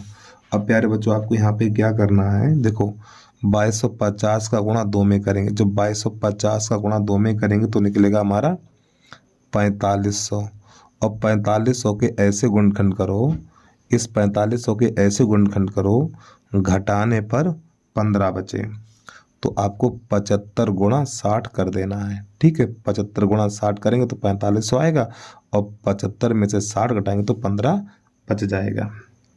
तो आपको यहाँ पे लिखना है 2x² + x 75 - 60 माइनस का 2250 बराबर 0। तो x का अंदर गुणा करेंगे 2x² 75x माइनस का 60x माइनस का 2250 बराबर 0। अब यहाँ से x कॉमन लेंगे, तो जब यहाँ से हम x कॉमन लेंगे तो यहाँ पे बचेगा 2x + 75, यहाँ से माइनस का 30 कॉमन लेंगे, जब माइनस का 30 कॉमन लेंगे तो 2x + 75 बचेगा और बराबर 0। तो ये कोष्टक के अंदर वाली संख्या एक जैसी हैं, तो 2x + 75 फिर x - 30 और बराबर 0। तो पहले यहाँ से x का मान निकालना है, 2x + 75 बराबर 0, फिर 2x बराबर माइनस का 75 और x बराबर माइनस का 75/2। फिर उसके बाद यहाँ पर x - 30 बराबर 0, x बराबर 30, ठीक। इस प्रकार आपको पता है प्यारे बच्चों, जो बर्तनों की संख्या होगी वो एक धनात्मक पूर्णांक होती है, ठीक है। तो ये वाला उत्तर हमारा अमान्य हो जाएगा। तो यहाँ पे लिख दो अमान्य और ये वाला हमारा मान्य है। तो नई लाइन से लिखना बर्तनों की संख्या बराबर बर्तनों की संख्या, बर्तनों की संख्या x माना था तो x का मान 30 है। अब प्रत्येक नग की निर्माण लागत, प्रत्येक नग की निर्माण लागत बराबर 2x + 15। x का मान कितना 30 है तो आपको 2 × 30 और प्लस का 15, तो 30 दूनी 60 और प्लस 15 तो 75 रुपया एक बर्तन को बनाने में लगेंगे। तो इस प्रकार प्रश्न हमारा हल हो जाता है। अब इसके बाद प्रश्न नंबर 4 देखिएगा आप। एक नदी के पुल के एक बिंदु से नदी के सम्मुख किनारों के अवनमन कोण क्रमशः 30 अंश और 45 अंश हैं। यदि पुल किनारों से 5 मीटर की ऊंचाई पर हो तो नदी की चौड़ाई ज्ञात कीजिए और √3 का मान ये प्रयोग करना हमें। चलिए समझिएगा। तो सबसे पहले प्यारे बच्चों बनाएंगे नदी की चौड़ाई। ये हमारी एक नदी है, नदी की चौड़ाई है, ठीक है। और ये हमारा प्यारे बच्चों एक पुल है जिसकी ऊंचाई 5 मीटर है। अवनमन कोण ऊपर से बनेगा तो इस बिंदु से इस किनारे को मिलाना है, इस वाले बिंदु से इस किनारे को मिलाना है, इस प्रकार। तो ऊपर तरफ एक क्षैतिज रेखा खींचनी है। ये वाला कोण हमारा कितने का है 30 अंश का, ये 30 का है। तो प्यारे बच्चों जब ये 30 का है तो ये भी 30 का होगा। और ये वाला हमारा 45 का है, तो जब ये 45 का है तो ये 45 का, ये दोनों कोण हमारे एकांतरता कोण कहलाते हैं, ठीक है। तो ये हमारी नदी की चौड़ाई है। तो यहाँ से लेके यहाँ तक की दूरी हम मानेंगे x, ये हमारी x मीटर है और ये वाली दूरी y मीटर है और जो पुल की ऊंचाई है 5 मीटर है। तो अब यहाँ पे नाम लिख लो A, एक पॉइंट ये है, एक ये है और एक ये है, B, C, D और ये E और ये F। तो इस प्रकार चित्र बन के हमारा तैयार हो जाता है। अब प्रश्न को समझिए ध्यान से। तो सबसे पहले आपको यहाँ पे लिखना है माना AC नदी की चौड़ाई तथा BD एक पुल है, ठीक है। तो प्यारे बच्चों इसमें नदी की चौड़ाई ज्ञात करनी, ठीक है, यानी x + y का मान ज्ञात करना है। तो सबसे पहले समकोण त्रिभुज ये वाला ले लो, ठीक है। DBC में समकोण त्रिभुज DBC में तो देखो tan लंब बटा आधार, tan 45, ठीक है, लंब बटा आधार तो 5/22। tan 45 का मान 1 और 5/22 इसके नीचे कर लो तो y बराबर निकलेगा 5 मीटर, इतना, ठीक। फिर इसके बाद समकोण त्रिभुज ABD में आपको नई लाइन से लिखना है समकोण त्रिभुज ABD में। अब यहाँ पे लगाना tan 30 लंब बटा आधार। तो बेटा इसका लंब ये देखो, लंब ये और आधार ये 5/x।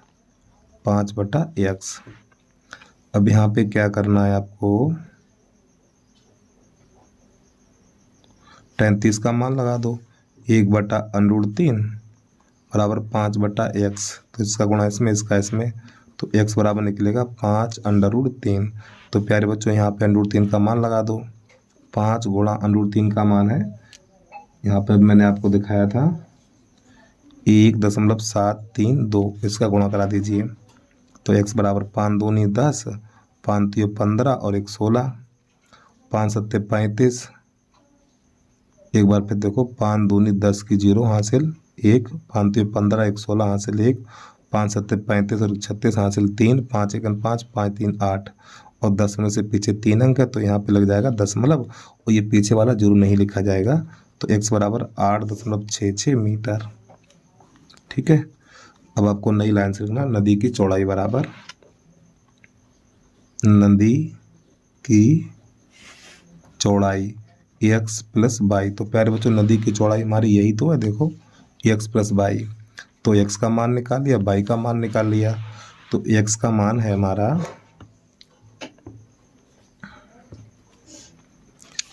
8.66 और y का मान है 5। तो 8 5 13, तो 13.66 मीटर ये प्रश्न का आंसर आ गया। ठीक है, चलिए भाई जल्दी से नोट कर लीजिए, अगला प्रश्न देखिएगा। तो प्रश्न नंबर 4 का अथवा है हमारा ये त्रिकोणमिति प्रश्न सिद्ध करना। ठीक, इतने के बराबर ये लाना है हमें। चलिए समझिएगा। तो यहाँ पे लिखा हुआ है cos a minus sine a plus 1 और बटा cos a और प्लस साइन a माइनस 1 और बराबर है हमारा cosec a और प्लस cot a। तो सबसे पहले इसका लिखना हमें LHS बराबर cos a minus sine a plus 1 और बटा cos a plus sine a minus 1। तो प्यारे बच्चों यहाँ पे एक चीज़ समझ लो, देखो जो कौशिक है ना हमारा, कौशिक क्या होता है, कौशिक होता है 1 बटा साइन प्लस, और ये कॉट क्या होता है, कॉट होता है कॉस ए बटा साइन ए। ठीक, ये होता है। तो देखो इसके हर में क्या साइन आया है, यहाँ पे क्या साइन आया। ठीक, इसी की जरूरत है। तो देखो हर में साइन आया दोनों जगह, तो यहाँ पे लिखेंगे अंश तथा हर में, अंश तथा हर में साइन ए का भाग देने पर। ठीक है, अंश और हर में साइन ए का भाग हमें लगाना है। तो यहाँ इसके यानी कि सबके नीचे साइन ए लगाना है। कैसे लगाएं देखिएगा, पहले कॉस लिख लो यार,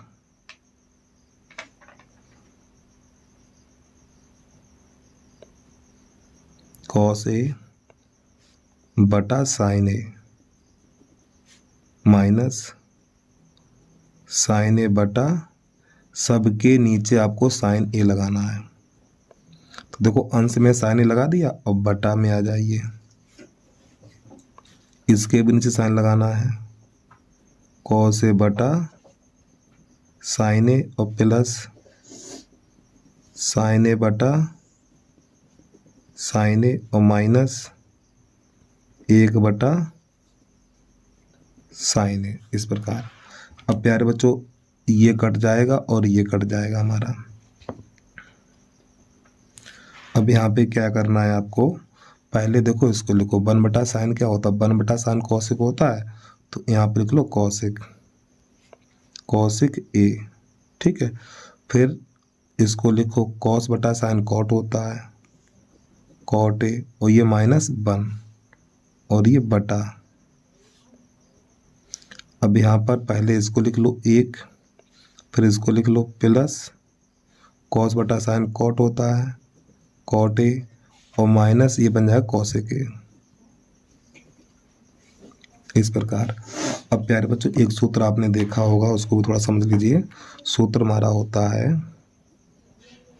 कॉसेक स्क्वायर ए माइनस कॉट स्क्वायर ए बराबर 1। तो इस एक की जगह पे हमें ये वाला मान लगा देना है।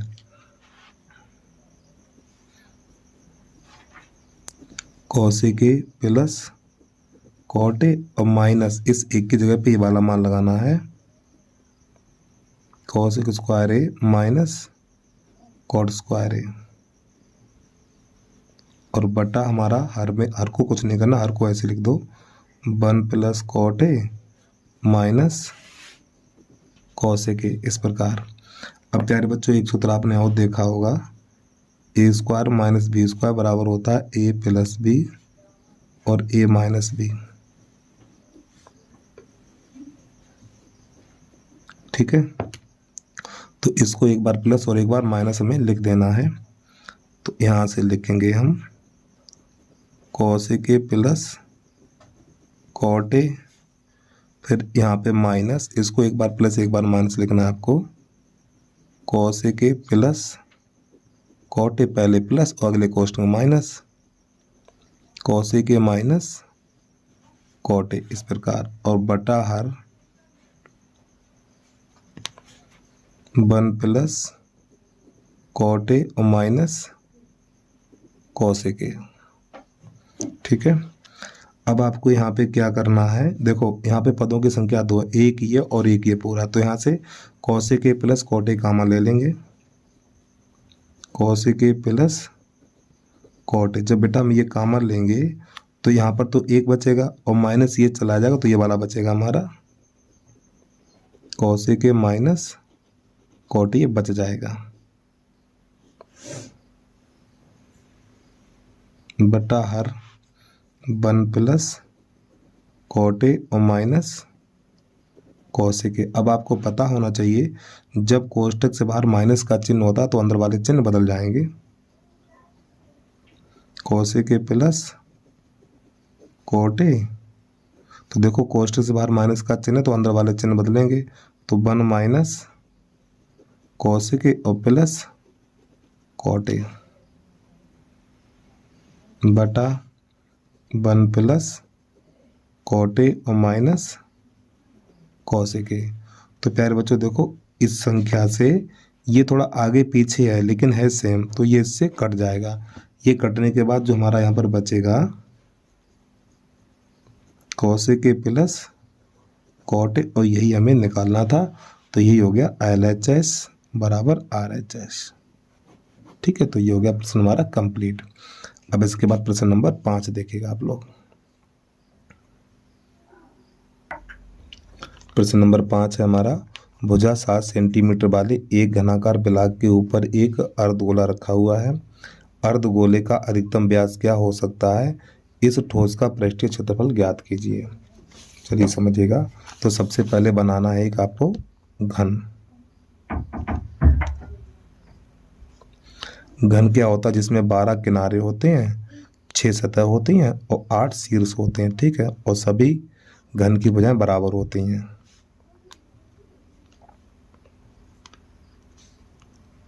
तो इस प्रकार प्यारे बच्चों हमने ये घन बना लिया है। तो घन में जो किनारों की संख्या 12 होती, ठीक, ये ऐसे करके ये सब कट जाएंगे। यहाँ पे लिख लो क्योंकि कुछ विकल्प में पूछ देता है। घन में जो किनारे होते हैं, किनारे 12 होते हैं, सतह 6 होती हैं, शीर्ष अर्थात कोने, ठीक, ये शीर्ष 1 2 3 4 8 शीर्ष होते हैं। ठीक है, यही घन में और यही घनाभ में होते हैं। ठीक, घनाभ में भी सेम यही होते हैं। तो चलिए समझिएगा। और इस घन के ऊपर जो घन की भुजा है वो 7 सेंटीमीटर है। कितनी है, 7 सेंटीमीटर। तो ये भी 7 है, सब 7-7 सेंटीमीटर के होंगे। और इस घन के ऊपर एक अर्धगोला रखा जाता है, इस प्रकार ये। तो प्यारे बच्चों ये रख दिया मैंने अर्धगोला। तो यहाँ पे पहले घन की भुजा लिख लो। यहाँ पे लिख लेना आपको घन की भुजा ए, हम ए मान रहे हैं, ठीक है, बराबर 7 सेंटीमीटर। और इस अर्धगोले का अधिकतम व्यास कितना होगा, जितनी घन की भुजा है वही हमारा अर्धगोले का व्यास होगा। तो आपको नई लाइन से लिखना अर्धगोले का व्यास, अर्धगोले का व्यास बराबर 7 सेंटीमीटर। प्यारे बच्चों व्यास को 2r लिखा जाएगा। तो 2r बराबर 7, 2 का भाग लगा दो तो r बराबर 7/2 और ये सेंटीमीटर। अब आपको लिखना ठोस का पृष्ठीय क्षेत्रफल। ठोस का पृष्ठीय क्षेत्रफल। तो प्यारे बच्चों ठोस का पृष्ठीय क्षेत्रफल, पहले घन का पृष्ठीय क्षेत्रफल, तो घन का होता है 6 गुणा भुजा स्क्वायर। फिर इसके बाद अर्धगोले का बग पृष्ठ, 2πr² माइनस, अब इसके जो नीचे वाला भाग वृत्ताकार दबा हुआ उसको घटा देंगे πr²। ठीक है। और भाई अर्धगोले के नीचे इसका जो नीचे वाला भाग वृत्ताकार छुपा हुआ उसको हम घटा देंगे। ठीक है, क्योंकि वो हमें दिखाई नहीं देगा, जो दिखाई देता वही लिखा जाएगा। घन का पृष्ठीय क्षेत्रफल और अर्धगोले का वक्रपृष्ठ और जो इसके नीचे अर्धगोला जो इसके नीचे वृत्त छुपा हुआ उसको हम घटा देंगे। तो यहाँ पे 6a² प्लस 2πr² में से ये πr² घट जाएगा तो πr² बचेगा। अब यहाँ पे मान लगा दीजिए, तो 6 गुणा इस a का मान कितना है 7 है, तो 7 का वर्ग कर दो प्लस 22/7, यहाँ पे 7 गुणा 7, ये 7 कट जाएगा हमारा, तो 6 गुणा 49 और 22 सत्ते 154। अब यहाँ पर 49 छक्का 294 प्लस 154, इनको जोड़िए तो हो जाएगा हमारा। और प्यारे बच्चों थोड़ी गलती होने से बच गई है, आर का मान 7/2 है। ठीक, यहाँ पर 7/2 लगाना है आपको। तो जब 7/2 लगाएंगे तो 22 सत्ते 154 और 2 दूनी 4, इसके नीचे 4 आएगा हमारा। ठीक है, तो यहाँ पर भी चलो 4 लिख लो, 1-2 लाइन बढ़ जाएगी। तो यहाँ पे आपको लिखना है 294 प्लस, अब 4 का भाग इसमें लगाएंगे तो 4 तियो 12, 4 तियो 12, यहाँ पे बचा है हमारा 3, तो हो गया 34, 4 8 32.2 बचा हुआ, 4 पंजे 20, इतनी बार जाएगा। अब इन दोनों को जोड़ दो, 8 4 12, 9 3 11 और 1 12, 9 3 12 और 1 13, ये 2.5, यानी जो इसका पृष्ठीय क्षेत्रफल निकलेगा 232.5 वर्ग सेंटीमीटर निकल के आ जाएगा हमारा। ठीक है, तो इस प्रकार ये प्रश्न हमारा हल हो गया। अब 5वें का अथवा देखिएगा आप, तो यहाँ पे लिखा हुआ एक ठोस एक अर्धगोले पर खड़े एक शंकु के आकार का है जिसकी त्रिज्या 3 सेंटीमीटर तथा शंकु की तिर्यक ऊंचाई 3√2 सेंटीमीटर है। ठोस का आयतन ज्ञात कीजिए और पाई का मान ये दिया हुआ है। चलिए समझिएगा। तो सबसे पहले बनाना आपको एक अर्धगोला, ठीक है, और इस अर्धगोले के ऊपर एक शंकु अध्यारोपित है। तो बच्चों ये बना लिया मैंने शंकु। तो यहाँ पे दोनों की त्रिज्याएं समान होंगी, ठीक है, शंकु और अर्धगोले की। तो आपको यहाँ पे लिखना है शंकु तथा अर्धगोले की त्रिज्या समान है। ठीक है, शंकु तथा अर्धगोले की त्रिज्या समान है। तो आर बराबर दे रखा 3 सेंटीमीटर। ठीक है, आर बराबर 3 सेंटीमीटर। और प्यारे बच्चों जो इसकी तिरछी ऊंचाई है, एल बराबर दे रखा 3√2 लिखिए आप। शंकु की जो तिरछी ऊंचाई है 3√2 है। तो एक सूत्र होता है हमारा, इसकी बेलन, ये हमारा शंकु है तो शंकु की ऊंचाई एच कर लो। तो एक सूत्र होता है L² H² प्लस R²। तो L का मान है हमारा 3√2, तो 3√2 का वर्ग बराबर H का तो मान पता नहीं, लेकिन R का मान 3 है तो यहाँ पे 3 का वर्ग। तो प्यारे बच्चों जो संख्या हमारे अंडरूट के बाहर होती है उसका वर्ग करेंगे। 3 त्रिका 9 और 9 दूनी 18, तो 18 बराबर H² प्लस का 9, इस 9 को उधर भेजेंगे तो 18 में से 9 घट के 9 ही बचेगा। तो H पे घात 2 बराबर 9, तो H पे घात 2 बराबर 3 पे घात 2, घात से घात कट जाएगा तो H बराबर निकलेगा 3 सेंटीमीटर। और प्यारे बच्चों ये हमारी है शंकु की ऊंचाई है। ठीक, शंकु की ऊंचाई। अब आपको लिख देना है ठोस का आयतन। तो नहीं लाइन से लिखना है ठोस का आयतन। अब आपको इसमें ये पता होना चाहिए कौन कौन सी आकृति जुड़ी हुई है। देखो, एक ये अर्धगोला और ये शंकु है। तो अर्धगोले का आयतन 2/3 πr³ और शंकु का आयतन 1/3 पाई आर स्क्वायर एच। अब यहाँ से हम कॉमन लेंगे तो कॉमन मिल जाएगा 1/3 पाई आर स्क्वायर, इतना कॉमन मिलेगा। तो यहाँ पे बचेगा 2r और यहाँ बचेगा हमारा एच। ठीक, इतना बच जाएगा, मान लगा दीजिए।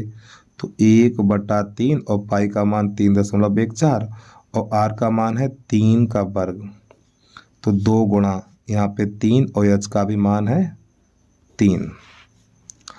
तो ये हो जाएगा 1/3 गुणा 3.14 और 3 त्रिका 9। अब ये 3 दूनी 6 और 6 + 3, तो प्यारे बच्चों 3 एकन 3 और 3 त्रिका 9 गुणा करा दीजिए। 3 चौक 12, 3 एकन 3 और 1 4 और 3 त्रिका 9, तो 9.42 और अंदर 6 3 9 बन जाएगा।